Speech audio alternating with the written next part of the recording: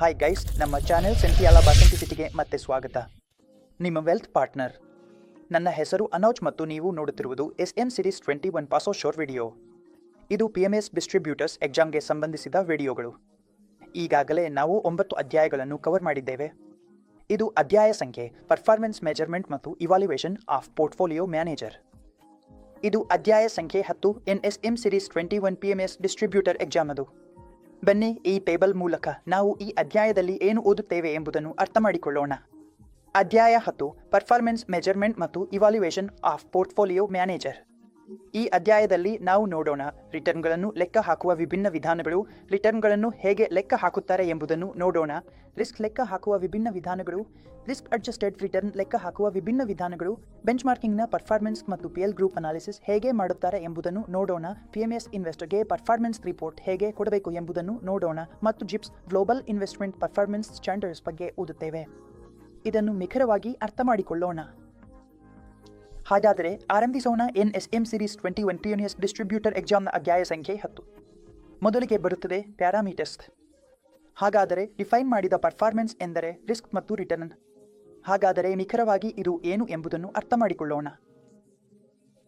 ನೋಡಿ, performance measurement ಮತ್ತು ಇವ್ಯಾಲ್ಯುಯೇಷನ್ನಲ್ಲಿ ನಮ್ಮ ಮಾನವ ಸ್ವಭಾವ ಎಂದರೆ ನಾವು ಸಂಪೂರ್ಣವಾಗಿ ಕೇವಲ ರಿಟರ್ನ್ ಮೇಲೆ ಗಮನಹರಿಸುತ್ತೇವೆ. ಅಂದರೆ ನಾವು ಸಮಯದ ಅವಧಿಯಲ್ಲಿ ಗಳಿಸಿದ ಲಾಭ, ಸ್ವಲ್ಪಷ್ಟು ರಿಸ್ಕ್ ತೆಗೆದುಕೊಂಡು ನಾವು ಗಳಿಸಿದ ಲಾಭ. ಆದರೆ ಸರಿಯಾದ ಪರ್ಫಾರ್ಮೆನ್ಸ್ ಮೆಜರ್ಮೆಂಟ್ ಹೇಗಿರಬೇಕು ಎಂದರೆ ಅದು ಹೂಡಿಕೆಯಲ್ಲಿ ಇರುವ ರಿಸ್ಕ್ ಮತ್ತು ರಿಟರ್ನ್ ಎರಡನ್ನೂ ಗುರುತಿಸಬೇಕು. ಅದರಿಂದ ನಾವು ಪರ್ಫಾರ್ಮೆನ್ಸ್ ಅನ್ನು ಹೇಗೆ ಅಳೆಯಬೇಕು ಎಂದರೆ ನಾವು ಅದರ ರಿಸ್ಕ್ ಅನ್ನು ಕೂಡ ಅಳೆಯಬೇಕು ಮತ್ತು ಅದರ ರಿಟರ್ನ್ ಅನ್ನು ಕೂಡ ಅಳೆಯಬೇಕು. ಈ ಎರಡು ವಿಷಯಗಳನ್ನು ನಾವು ಅರ್ಥ ಮಾಡಿಕೊಳ್ಳಬೇಕು. ಅಂದರೆ ನಾವು ಮಾಡಿದ ಹೂಡಿಕೆಯಲ್ಲಿ ಸಮಯದ ಅವಧಿಯಲ್ಲಿ ಬಂದ ಲಾಭವನ್ನು ನೋಡಬೇಕು ಮತ್ತು ಆ ಲಾಭವನ್ನು ಗಳಿಸಲು ನಾವು ಎಷ್ಟು ರಿಸ್ಕ್ ತೆಗೆದುಕೊಂಡಿದ್ದೇವೆ ಎಂಬುದನ್ನು ತಿಳಿಯಬೇಕು. ಹಾಗಾಗಿ ಈ ಎರಡು ವಿಷಯಗಳನ್ನು ನಾವು ನಮ್ಮ ಪರ್ಫಾರ್ಮೆನ್ಸ್ ನಲ್ಲಿ ನೋಡಬೇಕಾಗುತ್ತದೆ. ರಿಸ್ಕ್ ಮತ್ತು ರಿಟರ್ನ್ಗೆ ಸಂಬಂಧಿಸಿದ ಕೆಲವು ಪ್ಯಾರಾಮೀಟರ್ಗಳು ಇವೆ. ಈ ಅಧ್ಯಾಯದಲ್ಲಿ ನಾವು ಅವುಗಳನ್ನೇ ಓದುತ್ತೇವೆ. ಮೊದಲನೆಯದಾಗಿ ಬರುತ್ತದೆ ಹೋಲ್ಡಿಂಗ್ ಪೀರಿಯಡ್ ರಿಟರ್ನ್. ನೋಡಿ, ಇದು ಅತ್ಯಂತ ಸರಳವಾದ ರಿಟರ್ನ್ ದರವಾಗಿದೆ. ಅದೇ ಹೋಲ್ಡಿಂಗ್ ಪೀರಿಯಡ್ ರಿಟರ್ನ್. ಅತ್ಯಂತ ಸರಳವಾದ ರಿಟರ್ನ್ ಅನ್ನು ನಾವು ಹೋಲ್ಡಿಂಗ್ ಪೀರಿಯಡ್ ರಿಟರ್ನ್ ಎಂದು ಕರೆಯುತ್ತೇವೆ. ಪೋಪ್ಲಿ ಅವರು ಇದನ್ನು ಟೋಟಲ್ ರಿಟರ್ನ್ ಮತ್ತು ಪಾಯಿಂಟ್ ಟು ಪಾಯಿಂಟ್ ರಿಟರ್ನ್ ಎಂದು ಕರೆಯುತ್ತಾರೆ. ನಾನು ಎಷ್ಟು ಹಣ ಹೂಡಿದ್ದೆ ಇಂದು ಅದು ಎಷ್ಟು ಆಯಿತು ಎಂಬುದನ್ನು ನೋಡುತ್ತಾರೆ. ಆದ್ದರಿಂದ ಟೋಟಲ್ ರಿಟರ್ನ್ ಅಥವಾ ಪಾಯಿಂಟ್ ಟು ಪಾಯಿಂಟ್ ರಿಟರ್ನ್ ಎಂದರೆ ಸರಳ ಭಾಷೆಯಲ್ಲಿ ಇದೆ. ಅಂದರೆ ಹೂಡಿಕೆಯಿಂದ ಬಂದ ಆದಾಯ ಮತ್ತು ಹೂಡಿಕೆಯ ಮೌಲ್ಯದಲ್ಲಿ ಆಗಿರುವ ಬದಲಾವಣೆ ಎರಡನ್ನೂ ಸೇರಿಸಿ ಹೂಡಿಕೆಯ ಅವಧಿಯನ್ನು ಇಲ್ಲಿ ಪರಿಗಣಿಸಲಾಗುತ್ತದೆ. ನಮ್ಮ ಹೂಡಿಕೆಯಿಂದ ಬಂದ ಆದಾಯ ಮತ್ತು ಹೂಡಿಕೆಯ ಮೌಲ್ಯದಲ್ಲಿ ಆಗಿರುವ ಬದಲಾವಣೆ ಎರಡು ಇದರಲ್ಲಿ ಸೇರಿಕೊಳ್ಳುತ್ತವೆ. ಆರಂಭಿಕ ಮೌಲ್ಯವನ್ನು ಶೇಕಡಾವಾರು ರೂಪದಲ್ಲಿ ವ್ಯಕ್ತಪಡಿಸಲಾಗುತ್ತದೆ. ಹಾಗಾದರೆ ಈ ಉದಾಹರಣೆಯ ಮೂಲಕ ಇದನ್ನು ಅರ್ಥ ಮಾಡಿಕೊಳ್ಳೋಣ. ಇಂದು ಹೂಡಿಕೆ ಪೋರ್ಟ್ಫೋಲಿಯೋ ಮಾರುಕಟ್ಟೆ ಮೌಲ್ಯವು ಅಂದರೆ ಏಪ್ರಿಲ್ 1ರಂದು 1 ಲಕ್ಷ ರೂಪಾಯಿಗಳಾಗಿದ್ದು ಮಾರ್ಚ್ 31, 2019ರಂದು ಅದೇ ಪೋರ್ಟ್ಫೋಲಿಯೋ ಮಾರುಕಟ್ಟೆ ಮೌಲ್ಯವು 1,20,000 ರೂಪಾಯಿಗಳಾಗಿತ್ತು. ಹೀಗಾಗಿ ಹೂಡಿಕೆದಾರನು ಹೂಡಿಕೆ ಅವಧಿಯಲ್ಲಿ 20% ಲಾಭವನ್ನು ಗಳಿಸಿದ್ದಾನೆ. ಸಾಮಾನ್ಯವಾಗಿ ನಾವು ಈ ಸಮೀಕರಣವನ್ನು ಬಳಸಬಹುದು. ಈಗ ನಿಮ್ಮ ಮುಂದೆ ಸಮೀಕರಣ ಇದೆ.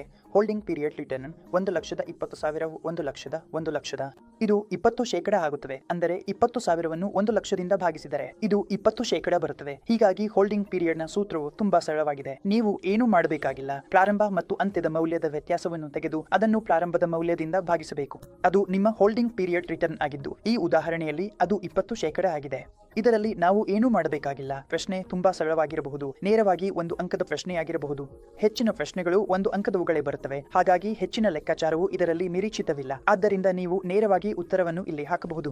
ಈಗ time weighted rate of return ಮತ್ತು ಮನಿ ವೇಟೆಡ್ ರೇಟ್ ಆಫ್ ರಿಟರ್ನ್ ಬಗ್ಗೆ ಮಾತಾಡೋಣ. ನೋಡೋಣ ಈ ಎರಡು ವಿಷಯಗಳು ಅಂದರೆ ಏನು ಎಂಬುದನ್ನು ಅರ್ಥ ಮಾಡಿಕೊಳ್ಳೋಣ. ಈಗ ನಾವು ಪರಿಗಣಿಸುವುದಾದರೆ ರಿಟರ್ನ್ ದರ ಮತ್ತು ಬಹು ಹೋಲ್ಡಿಂಗ್ ಪೀರಿಯಡ್. ಅಂದರೆ ಬಹು ಹೋಲ್ಡಿಂಗ್ ಪೀರಿಯಡ್ ನಲ್ಲಿ ನಮಗೆ ಯಾವ ರಿಟರ್ನ್ಗಳು ಬಂದಿವೆ ಎಂಬುದನ್ನು ನಾವು ನೋಡೋಣ. ಈ ಉದಾಹರಣೆಯ ಮೂಲಕ ಅರ್ಥ ಮಾಡಿಕೊಳ್ಳೋಣ. ನೋಡಿ, ಉದಾಹರಣೆಗೆ ಪೋರ್ಟ್ಫೋಲಿಯೋವು 2015ರಿಂದ 2019ರವರೆಗೆ ಕೆಳಗಿನ ವಾರ್ಷಿಕ ರಿಟರ್ನ್ಗಳನ್ನು ಉತ್ಪಾದಿಸಿದೆ. ಹೇಗೋ ಟೇಬಲ್ ನಲ್ಲಿ ತೋರಿಸಿರುವಂತೆ 5 ವರ್ಷಗಳ ಹೋಲ್ಡಿಂಗ್ ಪೀರಿಯಡ್ ರಿಟರ್ನ್ ಅನ್ನು ಟೇಬಲ್ ನಲ್ಲಿ ನೋಡಬಹುದು. 2015ರಲ್ಲಿ -5, 2016ರಲ್ಲಿ -15.0, 2017ರಲ್ಲಿ 8% ಪಾಸಿಟಿವ್, 2018ರಲ್ಲಿ 30%, 2019ರಲ್ಲಿ 17.65%. ಹಾಗಾಗಿ ಊಹಿಸಿ, ಮುಂದಿನ ಹೂಡಿಕೆದಾರರು ರೂಪಾಯಿ 70,000 ಹೂಡಿಕೆ ಮಾಡುತ್ತಾರೆ ವರ್ಷದ ಆರಂಭದಲ್ಲಿ ಮತ್ತು ಇನ್ನೊಬ್ಬರು 75,000 ಹೂಡಿಕೆ ಮಾಡುತ್ತಾರೆ. ಹೂಡಿಕೆದಾರರು ರೂಪಾಯಿಗಳನ್ನು ಹೂಡಿಕೆ ಮಾಡಿದ್ದಾರೆ. ಈ ಹೂಡಿಕೆ ಕೊಡುಗೆ ಏನು ಆಗಿದೆ ಎಂಬುದು. ಹೂಡಿಕೆದಾರರು 15ರಲ್ಲಿ 2,000, 10,000ದಲ್ಲಿ 16, 15ರಲ್ಲಿ 2,000 ಮತ್ತು 17,000 ಮತ್ತು 10,000, 2,000. 2019ರಲ್ಲಿ 25,000 ಹೂಡಿಕೆ ಮಾಡಿದ್ದ. ಅವನು ಮಾಡಿದ ಕೊಡುಗೆಗಳು ಮತ್ತು ಇದಕ್ಕೆ ಬಂದ ಲಾಭಗಳು ಇವು. ಇದರಲ್ಲಿ 5 ವರ್ಷಗಳ ಹೂಡಿಕೆ ಅವಧಿಯ ಲಾಭಗಳಿವೆ ಮತ್ತು 5 ಹೂಡಿಕೆ ಕೊಡುಗೆಗಳಿವೆ. ಅವನು ಒಟ್ಟು 75,000 ಹೂಡಿಕೆ ಮಾಡಿದ್ದಾನೆ. ಅವುಗಳನ್ನು ಅವನು ಆ 5 ವರ್ಷಗಳಲ್ಲಿ ಹೂಡಿಕೆ ಮಾಡಿದ್ದಾರೆ. ಈಗ ನೋಡೋಣ 2019ರ ಹೂಡಿಕೆ ಈಗ ಎಷ್ಟು ಮೌಲ್ಯಕ್ಕೆ ಹೋಗಿರುತ್ತಿತ್ತು. ಅಂದರೆ ಈ ಟೇಬಲ್ನಲ್ಲಿ ಅದು 5,025 ಆಗಿರುತ್ತಿತ್ತು. ಈಗ ನೀವು ಈ ಟೇಬಲ್ನಲ್ಲಿ ನೋಡಬೇಕು ಹೇಗೆ 2015ರಿಂದ 2019ರವರೆಗೆ ಅವರು 5,000, 10,000, 15,000, 20,000, 25,000 ಹೂಡಿಕೆ ಮಾಡಿದ್ದರು ಮತ್ತು ಆ ಅವಧಿಯಲ್ಲಿ ಎಷ್ಟು ರಿಟರ್ನ್ ಜನರೇಟ್ ಆಗಿತ್ತು ಎಂಬುದನ್ನು -515 into 2017 ಕ್ರಮವಾಗಿ ಮತ್ತು ರಿಟರ್ನ್ ಹೀಗೆ ಆಗಿವೆ. ಅದರ ನಂತರ ಪೋರ್ಟ್ಫೋಲಿಯೋ ಮೌಲ್ಯವನ್ನು ಅವಧಿಯ ಆರಂಭದಲ್ಲಿ ಹಾಕಲಾಗಿದೆ ಮತ್ತು ಪೋರ್ಟ್ಫೋಲಿಯೋ ಮೌಲ್ಯವನ್ನು ಅವಧಿಯ ಅಂತ್ಯದಲ್ಲಿ ಹಾಕಲಾಗಿದೆ. ಅದರಲ್ಲಿಯೇ ನಮಗೆ ಹೇಳಲಾಗಿದೆ ಕೊನೆಗೆ 1,05,920 ರೂಪಾಯಿ ಆಗಿದಾಗ ಆ 5 ಅವಧಿಯಲ್ಲಿ ಉತ್ಪಾದನೆಯಾದ ರಿಟರ್ನ್ ದರ ಎಷ್ಟು ಎಂಬುದನ್ನು. ಈಗ ನಾವು ನೋಡಬೇಕಾದದ್ದು ಎಂದರೆ ಈ 5 ವರ್ಷಗಳಲ್ಲಿ ನಮಗೆ ಎಷ್ಟು ರಿಟರ್ನ್ ಬಂದಿದೆ ಎಂಬುದು. ವಿಭಿನ್ನ ಕೊಡುಗೆಗಳು ಇದ್ದವು, ವಿಭಿನ್ನ ಮೂಲಧನ ಕೊಡುಗೆಗಳಿದ್ದವು, ವಿಭಿನ್ನ ರಿಟರ್ನ್ ದರಗಳು ಇದ್ದವು, ನಿರ್ದಿಷ್ಟ ಅವಧಿಯಲ್ಲಿ ಪ್ರಾರಂಭಿಕ ಮೌಲ್ಯ ಮತ್ತು ಅಂತಿಮ ಮೌಲ್ಯ ಇದ್ದವು. ಆದರೆ ನಿಖರವಾಗಿ ನಮಗೆ ಎಷ್ಟು ರಿಟರ್ನ್ ಬಂದಿದೆ ಎಂಬುದನ್ನು ನಾವು ಇಲ್ಲಿ ನೋಡೋಣ. ಆದ್ದರಿಂದ ಹೂಡಿಕೆಯ ಅಂತಿಮ ಮೌಲ್ಯವನ್ನು ಅಂದರೆ 1,05,920 ರೂಪಾಯಿಯನ್ನು ನಗದು ಹರಿವಿನ ಕೊಡುಗೆಗಳ ಮೇಲೆ ಡಿಸ್ಕೌಂಟ್ ಮಾಡುವ ಮೂಲಕ ಅದೇ ಅವಧಿಗೆ ಆಂತರಿಕ ರಿಟರ್ನ್ ದರವನ್ನು ಲೆಕ್ಕ ಹಾಕಲಾಗಿದೆ. ಇದರಲ್ಲಿ ಐಹ್ಯಾವಾರ್ ಎಂದರೆ ನಾವು ಐಹ್ಯಾವಾರ್ ಎಂದು ಕರೆಯುವುದು. ಅದನ್ನೇ ನಾವು ಹಣ ಆಧಾರಿತ ರಿಟರ್ನ್ ದರ, ಮನಿ ವೇಟೆಡ್ ರೇಟ್ ಆಫ್ ರಿಟರ್ನ್ ಎಂದು ಕೂಡ ಕರೆಯುತ್ತೇವೆ. ನಮ್ಮ ಫೈನಾನ್ಷಿಯಲ್ ಕ್ಯಾಲ್ಕುಲೇಟರ್ಗಳು ಮತ್ತು ಸ್ಪ್ರೆಡ್ಶೀಟ್ಗಳಲ್ಲಿ ಇದಕ್ಕೆ ತುಂಬ ಚೆನ್ನಾಗಿ ಫಂಕ್ಷನ್ ಇದೆ. ಐಹ್ಯಾವಾರ್ ಅನ್ನು ನಾವು ಸುಲಭವಾಗಿ ಸಾಲ್ವ್ ಮಾಡಬಹುದು. ಒಂದು ರೀತಿಯಲ್ಲಿ ಇಂಟರ್ನಲ್ ರೇಟ್ ಆಫ್ ರಿಟರ್ನ್ ಇಲ್ಲಿ ಈ ಸೂತ್ರದ ಮೂಲಕ ಬರುತ್ತದೆ.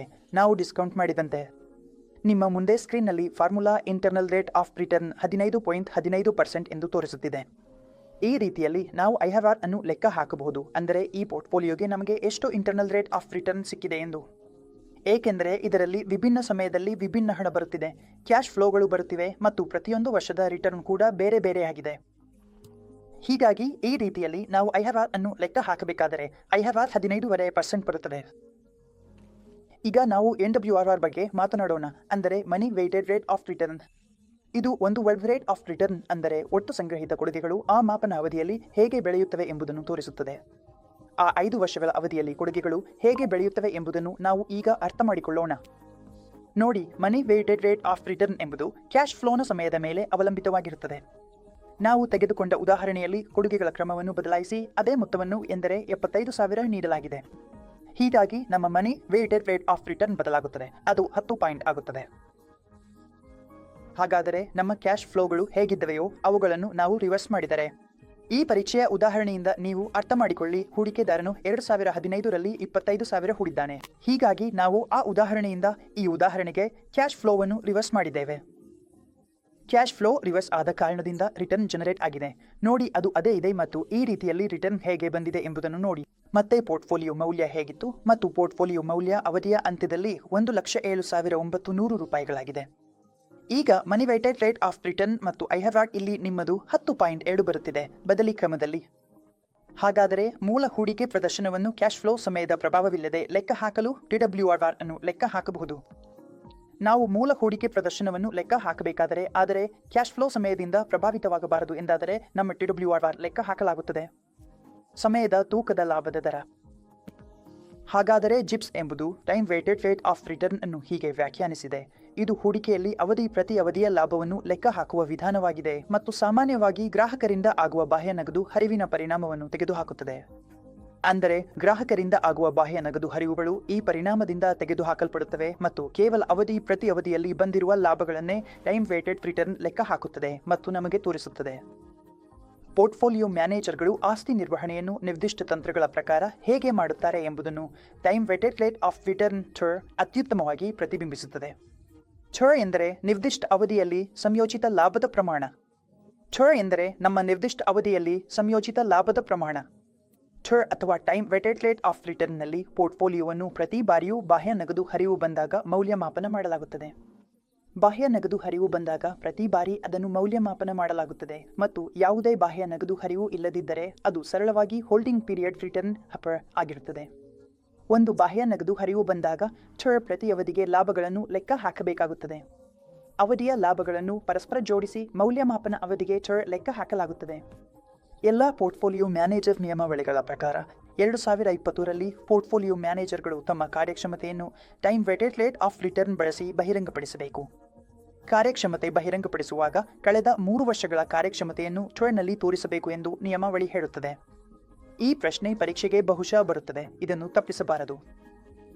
ಈಗ ನಾವು ಗ್ರೋಸ್ ಮತ್ತು ನೆಟ್ ರಿಟರ್ನ್ ಬಗ್ಗೆ ಮಾತನಾಡೋಣ. ಗ್ರೋಸ್ ರಿಟರ್ನ್ ಯಾವುದು ಮತ್ತು ನೆಟ್ ರಿಟರ್ನ್ ಯಾವುದು ಎಂಬುದನ್ನು ನೋಡೋಣ. ನೋಡಿ, ಹೂಡಿಕೆಯಲ್ಲಿ ಗ್ರೋಸ್ ರಿಟರ್ನ್ ಮತ್ತು ನೆಟ್ ರಿಟರ್ನ್ ಎಂದರೇನು ಎಂಬುದನ್ನು ಈಗ ನಾವು ಅರ್ಥ ಮಾಡಿಕೊಳ್ಳೋಣ. ಈಗ ಒಂದು ಉದಾಹರಣೆ, ಒಂದು ಟೇಬಲ್ ನಿಮ್ಮ ಮುಂದೆ ಸ್ಕ್ರೀನ್ ಮೇಲೆ ಬಂದಿದೆ.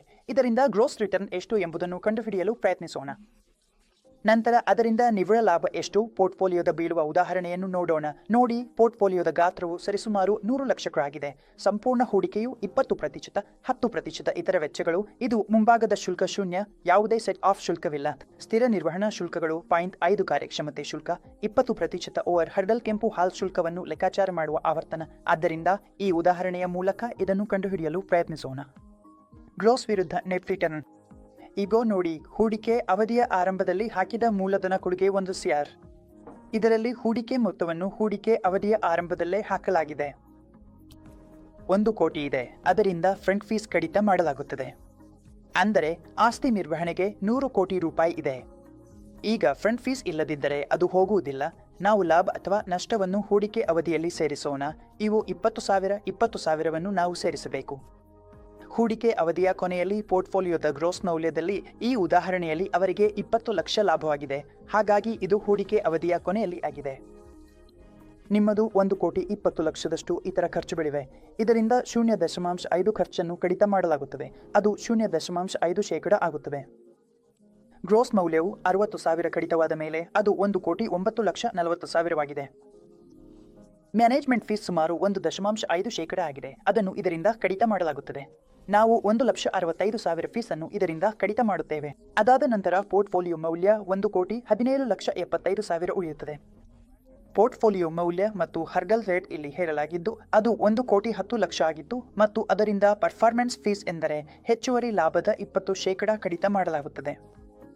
ಹಾಗಾದರೆ ಹೆಚ್ಚುವರಿ ಲಾಭ ಎಂದರೆ 1 ಕೋಟಿ 17,75,000 ಕಡಿತ ಮಾಡಿ 1 ಕೋಟಿ 10 ಲಕ್ಷ ತೆಗೆದುಹಾಕಿದ ಮೇಲೆ ಉಳಿದ ಮೊತ್ತ. ಇದರಲ್ಲಿ 20% ಆಗಿರುವುದನ್ನು ಇದರಿಂದ ಕಡಿತ ಮಾಡಲಾಗುತ್ತದೆ. ಹೀಗಾಗಿ ಪರ್ಫಾರ್ಮೆನ್ಸ್ ಮ್ಯಾನೇಜ್ಮೆಂಟ್ ಫೀಸ್ ಕಡಿತ ಮಾಡಿದ ನಂತರ ಉಳಿಯುವ ಪೋರ್ಟ್ಫೋಲಿಯೋ ಮೌಲ್ಯ 1 ಕೋಟಿ 16,20,000 ಆಗುತ್ತದೆ. ಈಗ ಇದರಲ್ಲಿ ಎಕ್ಸಿಟ್ ಲೋಡ್ ಕೂಡ ಇದೆ. 1:2% ಇದ್ದರೆ ಎಕ್ಸಿಟ್ ಲೋಡ್ ವಿಧಿಸಲಾಗುತ್ತದೆ. ಹೀಗಾಗಿ ಎಕ್ಸಿಟ್ ಲೋಡ್ ವಿಧಿಸಿದ ನಂತರ ಪೋರ್ಟ್ಫೋಲಿಯೋ ಮೌಲ್ಯ ಅದು 1 ಕೋಟಿ 13,05,600 ರೂಪಾಯಿ ಆಗುತ್ತದೆ. ಅಂದರೆ ಒಟ್ಟು ಶುಲ್ಕಗಳು ನಮ್ಮ A+B+C+Tಗಳಲ್ಲಿ ಸೇರಿವೆ. 6 ಲಕ್ಷ ರು ಗರಿಷ್ಠ ನೆಟ್ ಮೌಲ್ಯ ನಮ್ಮ ಪೋರ್ಟ್ಫೋಲಿಯೋಗೆ ಬಂದಿದೆ. 1 ಕೋಟಿ 13,78,600 ರೂಪಾಯಿ ಅಥವಾ 1 ಕೋಟಿ 13,70,600 ರೂಪೀಸ್ ನಮಗೆ ಇದರಲ್ಲಿ ನೆಟ್ ಆಗಿ ಬಂದಿದೆ. ಹಾಗಾದರೆ ಹೇಗೆ ಬಂದಿದೆ ಎಂದು ನೋಡೋಣ. ನೋಡಿ, ಗ್ರೋಸ್ ರಿಟರ್ನ್ 1 ಲಕ್ಷ. 1 ಕೋಟಿ 20 ಲಕ್ಷದಲ್ಲಿ 1 ಕೋಟಿ ಹಾಕಿದ್ವಿ, ಡಿವೈಡ್ ಬೈ 1 ಕೋಟಿ ನಾವು ಹಾಕಿದ ಹಣ. ಇಲ್ಲಿ ಗ್ರೋಸ್ ರಿಟರ್ನ್ ನೇರವಾಗಿ ನೋಡಿದರೆ 20% ಬಂದಿದೆ. ಆದರೆ ನೆಟ್ ರಿಟರ್ನ್ ಎಂದರೆ ಎಲ್ಲಾ ಶುಲ್ಕಗಳನ್ನು ಕಡಿತ ಮಾಡಿದ ನಂತರ ಉಳಿದಿರುವ ರಿಟರ್ನ್. ಹಾಗಾದರೆ ನಾವು ನೋಡಿದ್ರೆ 20% ರಿಟರ್ನ್ ಇತ್ತು. ಆದರೆ ಎಲ್ಲಾ ಶುಲ್ಕಗಳನ್ನು ತೆಗೆದುಹಾಕಿದ ಮೇಲೆ ಇಲ್ಲಿ ಕೇವಲ 13% ರಿಟರ್ನ್ ಮಾತ್ರ ಬರುತ್ತಿದೆ. ಇದು ತುಂಬಾ ಸುಲಭ ಉದಾಹರಣೆ. ಈ ಪ್ರಶ್ನೆ ಬರುವ ಸಾಧ್ಯತೆ ಇದೆ. ನಾವು ಈ ಪ್ರಶ್ನೆಯನ್ನು ಖಂಡಿತವಾಗಿ ಮಾಡಿ ಹೋಗಬೇಕು. ಈಗ ನಾವು ಪೂರ್ವ ತೆರಿಗೆ ಮತ್ತು ನಂತರ ತೆರಿಗೆ ರಿಟರ್ನ್ ಬಗ್ಗೆ ಮಾತನಾಡೋಣ. ನಮಗೆ ಬರುತ್ತಿರುವ ರಿಟರ್ನ್ಗಳು ತೆರಿಗೆಗೆ ಮೊದಲು ಎಷ್ಟು ಇತ್ತು ಮತ್ತು ತೆರಿಗೆ ಕೊಟ್ಟ ನಂತರ ಎಷ್ಟು ಉಳಿಯುತ್ತವೆ ಎಂಬುದನ್ನು ನಾವು ಅರ್ಥ ಮಾಡಿಕೊಳ್ಳೋಣ. ಒಂದು ಉದಾಹರಣೆ ನೋಡಿ. ಒಬ್ಬ ವ್ಯಕ್ತಿಗೆ 5% ಪೂರ್ವ ತೆರಿಗೆ ರಿಟರ್ನ್ ಸಿಗುತ್ತದೆ ಸ್ಟಾಕ್ ಮತ್ತು ಈ ವಿಷಯದಲ್ಲಿ ಕ್ಯಾಪಿಟಲ್ ಗೇನ್ 50%. ಹಾಗಾದರೆ ಅವನ ನಂತರ ತೆರಿಗೆ ರಿಟರ್ನ್ ಎಷ್ಟು ಆಗುತ್ತದೆ? ನಂತರ ತೆರಿಗೆ ರಿಟರ್ನ್ಗಾಗಿ ನೀವು ಇಲ್ಲಿ ಫಾರ್ಮುಲಾವನ್ನು ನೆನಪಿಡಬೇಕು. ಪೂರ್ವ ತೆರಿಗೆ ರಿಟರ್ನ್ ಗುಣಿಸಿ ಕಡಿಮೆ ಮಾಡಿ ತೆರಿಗೆ ದರ. ತುಂಬಾ ಸರಳವಾದ ಸೂತ್ರ. ನೀವು ಇದನ್ನು ಇಲ್ಲಿ ಅನ್ವಯಿಸಬಹುದು. ಹಾಗಾದರೆ ನಂತರ ತೆರಿಗೆ ರಿಟರ್ನ್ ನಿಮ್ಮದು 5% ಗುಣಿಸಿ 1 ಕಡಿಮೆ 50%. ಆದ್ದರಿಂದ ಇದು 4.25%. ನೀವು ಪೂರ್ವ ತೆರಿಗೆ ದರದಲ್ಲಿ ಪಡೆದಿದ್ದ 5%. ಹಾಗಾದರೆ ಈಗ ನಿಮಗೆ ಎಷ್ಟು ಸಿಗುತ್ತದೆ? ನಂತರ ತೆರಿಗೆ ರಿಟರ್ನ್ ನಂತರ ನಿಮಗೆ 4.25% ಬರುತ್ತದೆ. ಈ ಪ್ರಶ್ನೆ ಬರಬಹುದು. ಒಂದು ಅಂಕೆಯಲ್ಲಿ ನೀವು ಬಿಟ್ಟುಕೊಡಬಾರದು. ಈಗ ನಾವು ಸಂಯುಕ್ತ ವಾರ್ಷಿಕ ಬೆಳವಣಿಗೆ ದರದ ಬಗ್ಗೆ ಮಾತನಾಡೋಣ. CAGR ಅನ್ನು ಬನ್ನಿ ಅರ್ಥ ಮಾಡಿಕೊಳ್ಳೋಣ. CAGR ಎಂದರೆ ಏನು? ಇದು ಹೂಡಿಕೆಗೆ ಸಂಬಂಧಿಸಿದ ವಾರ್ಷಿಕ ಬೆಳವಣಿಗೆ ದರದ ಮಾಪನ ಸಮಯದೊಂದಿಗೆ ಸಂಯೋಜನೆಯಿಂದ. ಹಾಗಾದರೆ ನಮ್ಮ ವಾರ್ಷಿಕ ಬೆಳವಣಿಗೆ ದರ ಯಾವಾಗಿತ್ತು? ಆ ನಿರ್ದಿಷ್ಟ ಸಮಯದಲ್ಲಿ ಸಂಯೋಜನೆಯ ಪರಿಣಾಮದೊಂದಿಗೆ. ಹಾಗಾದರೆ ಇದು ನಮಗೆ CAGR ಅನ್ನು ತಿಳಿಸುತ್ತದೆ. ಇದು ಊಹಿಸುತ್ತದೆ ಡಿವಿಡೆಂಡ್ ಆದಾಯವನ್ನು, ಹೂಡಿಕೆಯಿಂದ ಬಂದ ಲಾಭವನ್ನು, ಅದನ್ನು ಮತ್ತೆ ಅದೇ ಹೂಡಿಕೆಯಲ್ಲಿ ಹೂಡಲಾಗಿದೆ ಎಂದು. ಅಂದರೆ ನಮಗೆ ಬಂದ ಡಿವಿಡೆಂಡ್ ಆದಾಯ ಬಡ್ಡಿ ಎಲ್ಲವೂ ಮತ್ತೆ ಅದೇ ಹೂಡಿಕೆಯಲ್ಲಿ ಮರು ಹೂಡಿಕೆಯಾಗಿದೆ ಆ ದಿನದ ಮಾರುಕಟ್ಟೆ ಬೆಲೆಗೆ. ಹಾಗಾದರೆ ಈ ಎಲ್ಲ ಹೂಡಿಕೆ ಮರು ಹೂಡಿಕೆಯಾದ ಮೇಲೆ ಆ ಅವಧಿಯಲ್ಲಿ ನಮಗೆ ಸಿಗುವುದು ಅದನ್ನು CGR ಅಥವಾ CAGR ಎಂದು ಕರೆಯುತ್ತಾರೆ. CAGRನ ಸೂತ್ರ ನಿಮ್ಮ ಪರದೆಯ ಮೇಲೆ ಇದೆ. Divide by P divide by T -1. ಇದರಲ್ಲಿ closing wealth opening wealth T ಎಂದರೆ ಅವಧಿ. ಸರಳವಾಗಿ ನಾವು ಇದರಿಂದ CR ಅನ್ನು ಲೆಕ್ಕ ಹಾಕಬಹುದು. ಈಗ ನಾವು ಕ್ಯಾಶ್ ಡ್ರ್ಯಾಗ್ ರಿಜಿಸ್ಟರ್ ಟರ್ಮ್ ಬಗ್ಗೆ ಮಾತನಾಡೋಣ. ನೋಡಿ, ಪೋರ್ಟ್ಫೋಲಿಯೋ ಮ್ಯಾನೇಜರ್ಗಳು ಹೂಡಿಕೆದಾರರು ಮಾಡಿದ ಸಂಪೂರ್ಣ ಬಂಡವಾಳ ಕೊಡುಗೆಯನ್ನು ವಿವಿಧ ಕಾರಣಗಳಿಗಾಗಿ ನಿರ್ವಹಿಸುತ್ತಾರೆ. ಹೀಗಾಗಿ ಪೋರ್ಟ್ಫೋಲಿಯೋ ಮ್ಯಾನೇಜರ್ಗಳು ಹೂಡಿಕೆದಾರರಿಂದ ಬಂದ ಬಂಡವಾಳವನ್ನು ಸಂಪೂರ್ಣವಾಗಿ ಮಾರುಕಟ್ಟೆಯಲ್ಲಿ ಹೂಡಿಕೆ ಮಾಡುವುದಿಲ್ಲ. ಇದಕ್ಕೆ ವಿವಿಧ ಕಾರಣಗಳಿವೆ. ಹೂಡಿಕೆ ಅವಧಿಗೆ ಲಾಭವನ್ನು ಲೆಕ್ಕ ಹಾಕುವಾಗ ಹೂಡಿಕೆದಾರರು ಮಾಡಿದ ಬಂಡವಾಳ ಕೊಡುಗೆಯನ್ನು ಪರಿಗಣನೆಗೆ ತೆಗೆದುಕೊಳ್ಳಬೇಕು. ಹೀಗಾಗಿ ಸರಳವಾಗಿ ಹೇಳಬೇಕಾದರೆ ನಾವು ಹೂಡಿಕೆ ಅವಧಿಗೆ ಲಾಭವನ್ನು ಲೆಕ್ಕ ಹಾಕುವಾಗ ಹೂಡಿಕೆದಾರನು ಮಾಡಿದ ಬಂಡವಾಳ ಕೊಡುಗೆಯನ್ನು ಪರಿಗಣನೆಗೆ ತೆಗೆದುಕೊಳ್ಳಬೇಕು. ಇದು ಗಮನಿಸಬೇಕಾದ ವಿಷಯ. ಪೋರ್ಟ್ಫೋಲಿಯೋ ಮ್ಯಾನೇಜರ್ಗಳು ಮೊದಲಿಗೆ ಲಾಭ ಲೆಕ್ಕ ಹಾಕುವಾಗ ನಗದು ಭಾಗವನ್ನು ಲೆಕ್ಕಕ್ಕೆ ತೆಗೆದುಕೊಳ್ಳುತ್ತಿರಲಿಲ್ಲ, ಅಂದರೆ ಡ್ರ್ಯಾಗ್ ಕ್ಯಾಶ್ ಅನ್ನು ನಿರ್ಲಕ್ಷ್ಯ ಮಾಡುತ್ತಿದ್ದರು. ಈ ಅಭ್ಯಾಸವು ಲಾಭವನ್ನು ತಪ್ಪಾಗಿ ತೋರಿಸುತ್ತದೆ. ಉದಾಹರಣೆಗೆ ನೋಡಿ, ಒಬ್ಬ ಹೂಡಿಕೆದಾರನು ಶೇರ್ 100 ಲಕ್ಷ 1 ಕೋಟಿ ರೂಪಾಯಿಯನ್ನು ಹೂಡಿಕೆ ಮಾಡಿದ್ದಾರೆ. ಅದರಲ್ಲಿ 75 ಲಕ್ಷ ರೂಪಾಯಿಯನ್ನು ಇಕ್ವಿಟಿಯಲ್ಲಿ ಮತ್ತು 25 ಲಕ್ಷ ರೂಪಾಯಿಯನ್ನು ಲಿಕ್ವಿಡ್ ಫಂಡ್ಸ್ನಲ್ಲಿ ಹೂಡಿಕೆ ಮಾಡಿದ್ದಾರೆ. ಅವಧಿಯಲ್ಲಿ ಇಕ್ವಿಟಿ ಎಕ್ಸ್ಪೋಜರ್ 7% ಲಾಭ ನೀಡಿತು, ಲಿಕ್ವಿಡ್ ಫಂಡ್ 4% ಲಾಭ ನೀಡಿತು. ಹೂಡಿಕೆ ಲಾಭ ಎಷ್ಟು ಎಂಬುದನ್ನು ಡ್ರ್ಯಾಗ್ ಕ್ಯಾಶ್ ಅನ್ನು ನಿರ್ಲಕ್ಷ್ಯ ಮಾಡಿ ಲೆಕ್ಕ ಹಾಕಿದರೆ 7/10%. 75 ಲಕ್ಷ ರೂಪಾಯಿ ಇಕ್ವಿಟಿಯಲ್ಲಿ ಹೂಡಿಕೆ ಮಾಡಿದವರು 7.5 ಲಕ್ಷ ರೂಪಾಯಿ ಲಾಭ ಪಡೆದಿದ್ದಾರೆ. ಹೀಗಾಗಿ ಈ 10% ಲಾಭವು ನಗದು ಭಾಗವನ್ನು ನಿರ್ಲಕ್ಷ್ಯ ಮಾಡಿದಾಗ ಬರುತ್ತದೆ. ಆದರೆ ನಿಜವಾದ ಹೂಡಿಕೆ ಲಾಭವನ್ನು ಡ್ರ್ಯಾಗ್ ಕ್ಯಾಶ್ ಅನ್ನು ಕೂಡ ಸೇರಿಸಿ ಲೆಕ್ಕ ಹಾಕಿದರೆ ನಮ್ಮ ಲಾಭ ಇಲ್ಲಿ 8.5% ಆಗುತ್ತದೆ. ಏಕೆಂದರೆ 4% ಲಾಭವು 25 ಲಕ್ಷ ರೂಪಾಯಿಯಿಂದ ಬಂದಿದೆ. ಹೀಗಾಗಿ 10% 75 ಲಕ್ಷ ಪ್ಲಸ್ 4% 25 ಲಕ್ಷ, ಇದನ್ನು 100 ಲಕ್ಷ ರೂಪಾಯಿಗೆ ಹಂಚಿದರೆ ಅದು 8.5% ಲಾಭವಾಗುತ್ತದೆ. ಹೀಗಾಗಿ ನಿಜವಾದ ಮೌಲ್ಯವು 8.5% ಬಂದಿದೆ. ಈಗ ನಾವು ಆಲ್ಫಾ ಮತ್ತು ಬೀಟಾ ಲಾಭಗಳ ಬಗ್ಗೆ ಮಾತನಾಡೋಣ. ನಾವು ಆಲ್ಫಾ ಮತ್ತು ಬೀಟಾ ಎಂದರೆ ಏನು ಎಂಬುದನ್ನು ಅರ್ಥ ಮಾಡಿಕೊಳ್ಳೋಣ. ನೋಡಿ, ಹೆಚ್ಚಿನ ಹೂಡಿಕೆ ಪೋರ್ಟ್ಫೋಲಿಯೋಗಳು ಏನು ಮಾಡುತ್ತವೆ ಎಂದರೆ ಆಲ್ಫಾ ಬೀಟಾ ನಿರ್ಧಾರಗಳನ್ನು ಒಟ್ಟಿಗೆ ತೆಗೆದುಕೊಳ್ಳುತ್ತವೆ. ಇಂತಹ ಪೋರ್ಟ್ಫೋಲಿಯೋಗಳಿಂದ ಬರುವ ಲಾಭಗಳನ್ನು ನಾವು ಆಲ್ಫಾ ಮತ್ತು ಬೀಟಾ ರಿಟರ್ನ್ಸ್ ಎಂದು ವಿಭಜಿಸಬಹುದು ಪ್ರೈಸಿಂಗ್ ಮಾದರಿಯನ್ನು ಬಳಸಿಕೊಂಡು. ಮತ್ತು ಅತ್ಯಂತ ಜನಪ್ರಿಯ ಮಾದರಿ ಎಂದರೆ CAPM, ಅಂದರೆ ಕ್ಯಾಪಿಟಲ್ ಅಸೆಟ್ ಪ್ರೈಸಿಂಗ್ ಮಾದರಿ. ಇದು ನಮ್ಮ ಬೀಟಾ ಲೆಕ್ಕಾಚಾರದಲ್ಲಿ ಉಪಯೋಗವಾಗುತ್ತದೆ. ಹಾಗಾದರೆ CAPM ಸಿದ್ಧಾಂತ ಎಂದರೆ ಏನು? ಇದು ಸಿಸ್ಟಮ್ಯಾಟಿಕ್ ಘಟಕವನ್ನು ಒಳಗೊಂಡಿರುತ್ತದೆ, ಅಂದರೆ ನಾನ್ ಡೈವರ್ಸಿಫಿಕೇಶನ್ ಅನ್ನು ನೋಡುತ್ತದೆ. CAPM ಅಡಿಯಲ್ಲಿ ಅಗತ್ಯವಿರುವ ಲಾಭದ ಪ್ರಮಾಣದ ಸೂತ್ರವೇನು? ಅಗತ್ಯವಿರುವ ಲಾಭದ ಪ್ರಮಾಣ CAPM ಮಾದರಿಯಲ್ಲಿ REF ಪ್ಲಸ್ ಬೀಟಾ ಗುಣಿಸಿದಂತೆ REM ಮೈನಸ್ REF. ಒಂದು ರೀತಿಯಲ್ಲಿ ನಮ್ಮ ಪೋರ್ಟ್ಫೋಲಿಯೋ ಲಾಭದಿಂದ ರಿಸ್ಕ್ ಫ್ರೀ ರೇಟ್ ಅನ್ನು ಕಡಿತ ಮಾಡಿ ಆ ವ್ಯತ್ಯಾಸವನ್ನು ಬೀಟಾದೊಂದಿಗೆ ಗುಣಿಸಿ ನಂತರ ಅದನ್ನು ರಿಸ್ಕ್ ಫ್ರೀ ರೇಟ್ಗೆ ಸೇರಿಸಿ. ಹೀಗಾಗಿ ನಮ್ಮ CAPM ಮೂಲಕ ಬೀಟಾ ಲೆಕ್ಕ ಹಾಕಬಹುದು. CAPM ಮಾದರಿಯಿಂದ ಒಂದು ಪ್ರಶ್ನೆ ಖಂಡಿತ ಬರಬಹುದು. ಇದನ್ನು ಗಮನದಲ್ಲಿ ಇಡಬೇಕು ಮತ್ತು ನೀವು ಇದನ್ನು ಸುಲಭವಾಗಿ ಲೆಕ್ಕ ಹಾಕಬಹುದು. ಇದು ತುಂಬಾ ಸುಲಭ. ಹೌದು, ಇದು ಆಗಿತ್ತು ಮಗನೇ. ಈಗ ನಾವು ಆಲ್ಫಾ ಬಗ್ಗೆ ಮಾತಾಡೋಣ. ನೋಡಿ, ಆಲ್ಫಾ ಅಂದರೆ ಸರಳವಾಗಿ ಹೇಳಬೇಕಂದ್ರೆ ಆಲ್ಫಾ ಅಂದರೆ benchmark scheme return minus benchmark return. ಆ ಫಿಗರ್ ಪಾಸಿಟಿವ್ ಬಂದರೆ ನಿಮಗೆ ಪಾಸಿಟಿವ್ ಆಲ್ಫಾ ಇದೆ, ಆ ಫಿಗರ್ ನೆಗೆಟಿವ್ ಬಂದರೆ ನೆಗೆಟಿವ್ ಆಲ್ಫಾ. ಉದಾಹರಣೆಗೆ, ನಿಮ್ಮ ಪೋರ್ಟ್ಫೋಲಿಯೋ ರಿಟರ್ನ್ 50% ಬಂದಿದೆ, ಬೆಂಚ್ಮಾರ್ಕ್ 12% ಇದೆ, ಅಂದರೆ ಇಲ್ಲಿ ನೀವು 3% ಆಲ್ಫಾ ಕ್ರಿಯೇಟ್ ಮಾಡಿದ್ದೀರಿ, ಅಂದರೆ 3% ಪಾಸಿಟಿವ್ ಆಲ್ಫಾ ಕ್ರಿಯೇಟ್ ಮಾಡಿದ್ದೀರಿ. ಇದು ಒಂದು ರೀತಿಯಲ್ಲಿ ಫಂಡ್ ಮ್ಯಾನೇಜರ್ನ ಸಾಮರ್ಥ್ಯವನ್ನು ತೋರಿಸುತ್ತದೆ, ಅಂದರೆ ನೀವು ಬೆಂಚ್ಮಾರ್ಕ್ಗಿಂತ ಉತ್ತಮ ಪ್ರದರ್ಶನ ನೀಡಿದ್ದೀರಿ. ಹೀಗೆ ನಾವು ಆಲ್ಫಾ ಕ್ರಿಯೇಟ್ ಮಾಡ್ತೀವಿ. ಈಗ ಪೋರ್ಟ್ಫೋಲಿಯೋ ರಿಟರ್ನ್ ಬಗ್ಗೆ ಮಾತಾಡೋಣ. ಪೋರ್ಟ್ಫೋಲಿಯೋ ರಿಟರ್ನ್ ಅನ್ನು ಹೇಗೆ ಲೆಕ್ಕ ಹಾಕಬೇಕು ಅಂದರೆ ನೋಡಿ, ಈ ಉದಾಹರಣೆಯಲ್ಲಿ ಸೆಕ್ಯೂರಿಟಿ ಬಚ್ಗಳ ರಿಟರ್ನ್ಸ್ 15%, 10%, 12% ಎಂದು ಕೊಟ್ಟಿದ್ದಾರೆ ಮತ್ತು ಪೋರ್ಟ್ಫೋಲಿಯೋದಲ್ಲಿ ಅವುಗಳ ವೇಟ್ ಕೂಡ ನೀಡಲಾಗಿದೆ. D20, 20, 90%. ಇದು ತುಂಬ ಸರಳ. ಇಲ್ಲಿ ಯಾವುದೇ ಸೂತ್ರವೂ ಇಲ್ಲ, ನಿಜಕ್ಕೂ ಇದು ಸರಳ ಲೆಕ್ಕಾಚಾರ. ಇದು ಒಂದು ಅಂಕದ ಪ್ರಶ್ನೆ ಆಗಿ ಬರಬಹುದು. ಹೀಗಾಗಿ ನೀವು ಹೀಗೆ ಮಾಡಬಹುದು: 15% ಅನ್ನು 30% ಜೊತೆಗೆ ಗುಣಿಸಿ, ಪ್ಲಸ್ 10% ಅನ್ನು 20% ಜೊತೆಗೆ ಗುಣಿಸಿ, ಪ್ಲಸ್ 12% ಅನ್ನು 20% ಜೊತೆಗೆ ಗುಣಿಸಿ, ಪ್ಲಸ್ 18% ಅನ್ನು 13% ಜೊತೆಗೆ ಗುಣಿಸಿ. ಇವುಗಳನ್ನು ಮಾಡಿದ ನಂತರ ನಿಮ್ಮ ಪೋರ್ಟ್ಫೋಲಿಯೋ ರಿಟರ್ನ್ 14.30% ಆಗುತ್ತದೆ. ಪ್ರತಿ ಸೆಕ್ಯೂರಿಟಿಯ ತೂಕವನ್ನು ಪರಿಗಣಿಸಿದ ನಂತರ ಪೋರ್ಟ್ಫೋಲಿಯೋ ಲೆಕ್ಕಾಚಾರ ತುಂಬಾ ಸುಲಭ. ಇದು ಒಂದು ಉದಾಹರಣೆ, ನಿಮಗೆ ಪ್ರಶ್ನೆ ಆಗಿ ಬರಬಹುದು. ನೀವು ಖಂಡಿತವಾಗಿಯೂ ಇದನ್ನು ಮಾಡಬೇಕು. ಈಗ ನಾವು ರಿಸ್ಕ್ ಮೆಜರ್ಸ್ ಬಗ್ಗೆ ಮಾತನಾಡೋಣ. ಬನ್ನಿ, ರಿಸ್ಕ್ ಮೆಜರ್ಸ್ ಯಾವುವು ಎಂಬುದನ್ನು ಅರ್ಥ ಮಾಡಿಕೊಳ್ಳೋಣ. ಒಟ್ಟು ರಿಸ್ಕ್ ಮತ್ತು ಡೌನ್ಸೈಡ್ ರಿಸ್ಕ್. ನೋಡಿ, ರಿಸ್ಕ್ ಎಂದರೆ ಏನು? ನಾನು ಹೇಳಬೇಕಾದರೆ ನಷ್ಟ, ಹಾನಿ ಅಥವಾ ಹಾನಿಕರ ಸಾಧ್ಯತೆ ನಿಮ್ಮ ಹೂಡಿಕೆಗೆ ಸಂಬಂಧಿಸಿದಂತೆ. ರಿಸ್ಕ್ನ ವ್ಯಾಖ್ಯಾನವನ್ನು ಹೀಗೆ ನೀಡಬಹುದು: ಇಲ್ಲಿ ರಿಸ್ಕ್ನ ಇನ್ನೊಂದು ವ್ಯಾಖ್ಯಾನ ಏನು ಇರಬಹುದು ಎಂಬುದನ್ನು ನೋಡೋಣ. ನಿಮ್ಮ ಪೋರ್ಟ್ಫೋಲಿಯೋದಲ್ಲಿ ನಷ್ಟದ ಸಾಧ್ಯತೆ ಕಾಣಿಸಿಕೊಳ್ಳುತ್ತಾ ಅಥವಾ ಅದು ಮೈನಸ್ನಲ್ಲಿ ತೋರಿಸುತ್ತಿದ್ದರೆ ಅದನ್ನು ರಿಸ್ಕ್ ಎಂದು ಕರೆಯಲಾಗುತ್ತದೆ. ರಿಸ್ಕ್ ಎಂದರೆ ಏನು? ನಾವು ಹೂಡಿಕೆ ಮಾಡುತ್ತಿದ್ದಾಗ ನಮ್ಮ ಪೋರ್ಟ್ಫೋಲಿಯೋ ಅಥವಾ ನಾವು ಹೂಡಿದ ಮೊತ್ತ ಅಂದರೆ ಕ್ಯಾಪಿಟಲ್ ಡಿಪ್ಲಾಯ್ ಮಾಡಿದ ಹಣ ಮೈನಸ್ಗೆ ಹೋಗಬಹುದು ಎಂಬುದೇ ಇಲ್ಲಿ ಅರ್ಥ. ಇದು ನಿರೀಕ್ಷಿತ ಆದಾಯದಲ್ಲಿ ಬರುವ ವ್ಯತ್ಯಾಸವಾಗಿರಬಹುದು. ಅಂದರೆ ಒಟ್ಟು ಆದಾಯ ಮತ್ತು ನಿರೀಕ್ಷಿತ ಆದಾಯದ ನಡುವೆ ನಮಗೆ ಸಿಗುವ ವ್ಯತ್ಯಾಸವೇ ವೇರಿಯಬಿಲಿಟಿ. ಇದನ್ನು ನಷ್ಟಕ್ಕೆ ಅಥವಾ ನಿರೀಕ್ಷಿತ ಫಲಿತಾಂಶಕ್ಕಿಂತ ಕಡಿಮೆ ಫಲಿತಾಂಶಕ್ಕೆ ಮಾತ್ರ ಸೀಮಿತಗೊಳಿಸಬಹುದು. ಅಂದರೆ ನಾವು ಕೆಳಭಾಗವನ್ನು ನೋಡಿದಾಗ ಎಷ್ಟು ನಷ್ಟವಾಗಬಹುದು ಎಂಬುದನ್ನು ನೋಡುತ್ತೇವೆ. ಅದನ್ನು ಡೌನ್ ಸೈಡ್ ರಿಸ್ಕ್ ಎಂದು ಕರೆಯುತ್ತಾರೆ. ಇದು ನಷ್ಟಕ್ಕೆ ಮಾತ್ರ ಸೀಮಿತವಾಗಿರುತ್ತದೆ. ಈಗ ನಾವು ಸ್ಟ್ಯಾಂಡರ್ಡ್ ಡಿವಿಯೇಷನ್ ಅಂದರೆ ಒಟ್ಟು ರಿಸ್ಕ್ ಬಗ್ಗೆ ಮಾತನಾಡೋಣ. ಸ್ಟ್ಯಾಂಡರ್ಡ್ ಡಿವಿಯೇಷನ್ ನಮಗೆ ಏನು ತೋರಿಸುತ್ತದೆ ಎಂದರೆ ಇದು ರಿಟರ್ನ್ಗಳ ವ್ಯತ್ಯಾಸವನ್ನು, ಅಂದರೆ ನಿಜವಾದ ಸರಾಸರಿ ಆದಾಯದಿಂದ ಎಷ್ಟು ವ್ಯತ್ಯಾಸವಾಗುತ್ತಿದೆ ಎಂಬುದನ್ನು ತೋರಿಸುತ್ತದೆ. ಉದಾಹರಣೆಗೆ, ಒಂದು ಪೋರ್ಟ್ಫೋಲಿಯೋ ಮ್ಯಾನೇಜ್ಮೆಂಟ್ ಸರ್ವಿಸ್ 1 ವರ್ಷದಲ್ಲಿ 15% ಆದಾಯ ನೀಡಿತು, ಮುಂದಿನ ವರ್ಷ -15% ನೀಡಿತು, ನಂತರ 3ನೇ ವರ್ಷಕ್ಕೆ ಉದಾಹರಣೆಗೆ 5% ಆದಾಯ ನೀಡಿತು.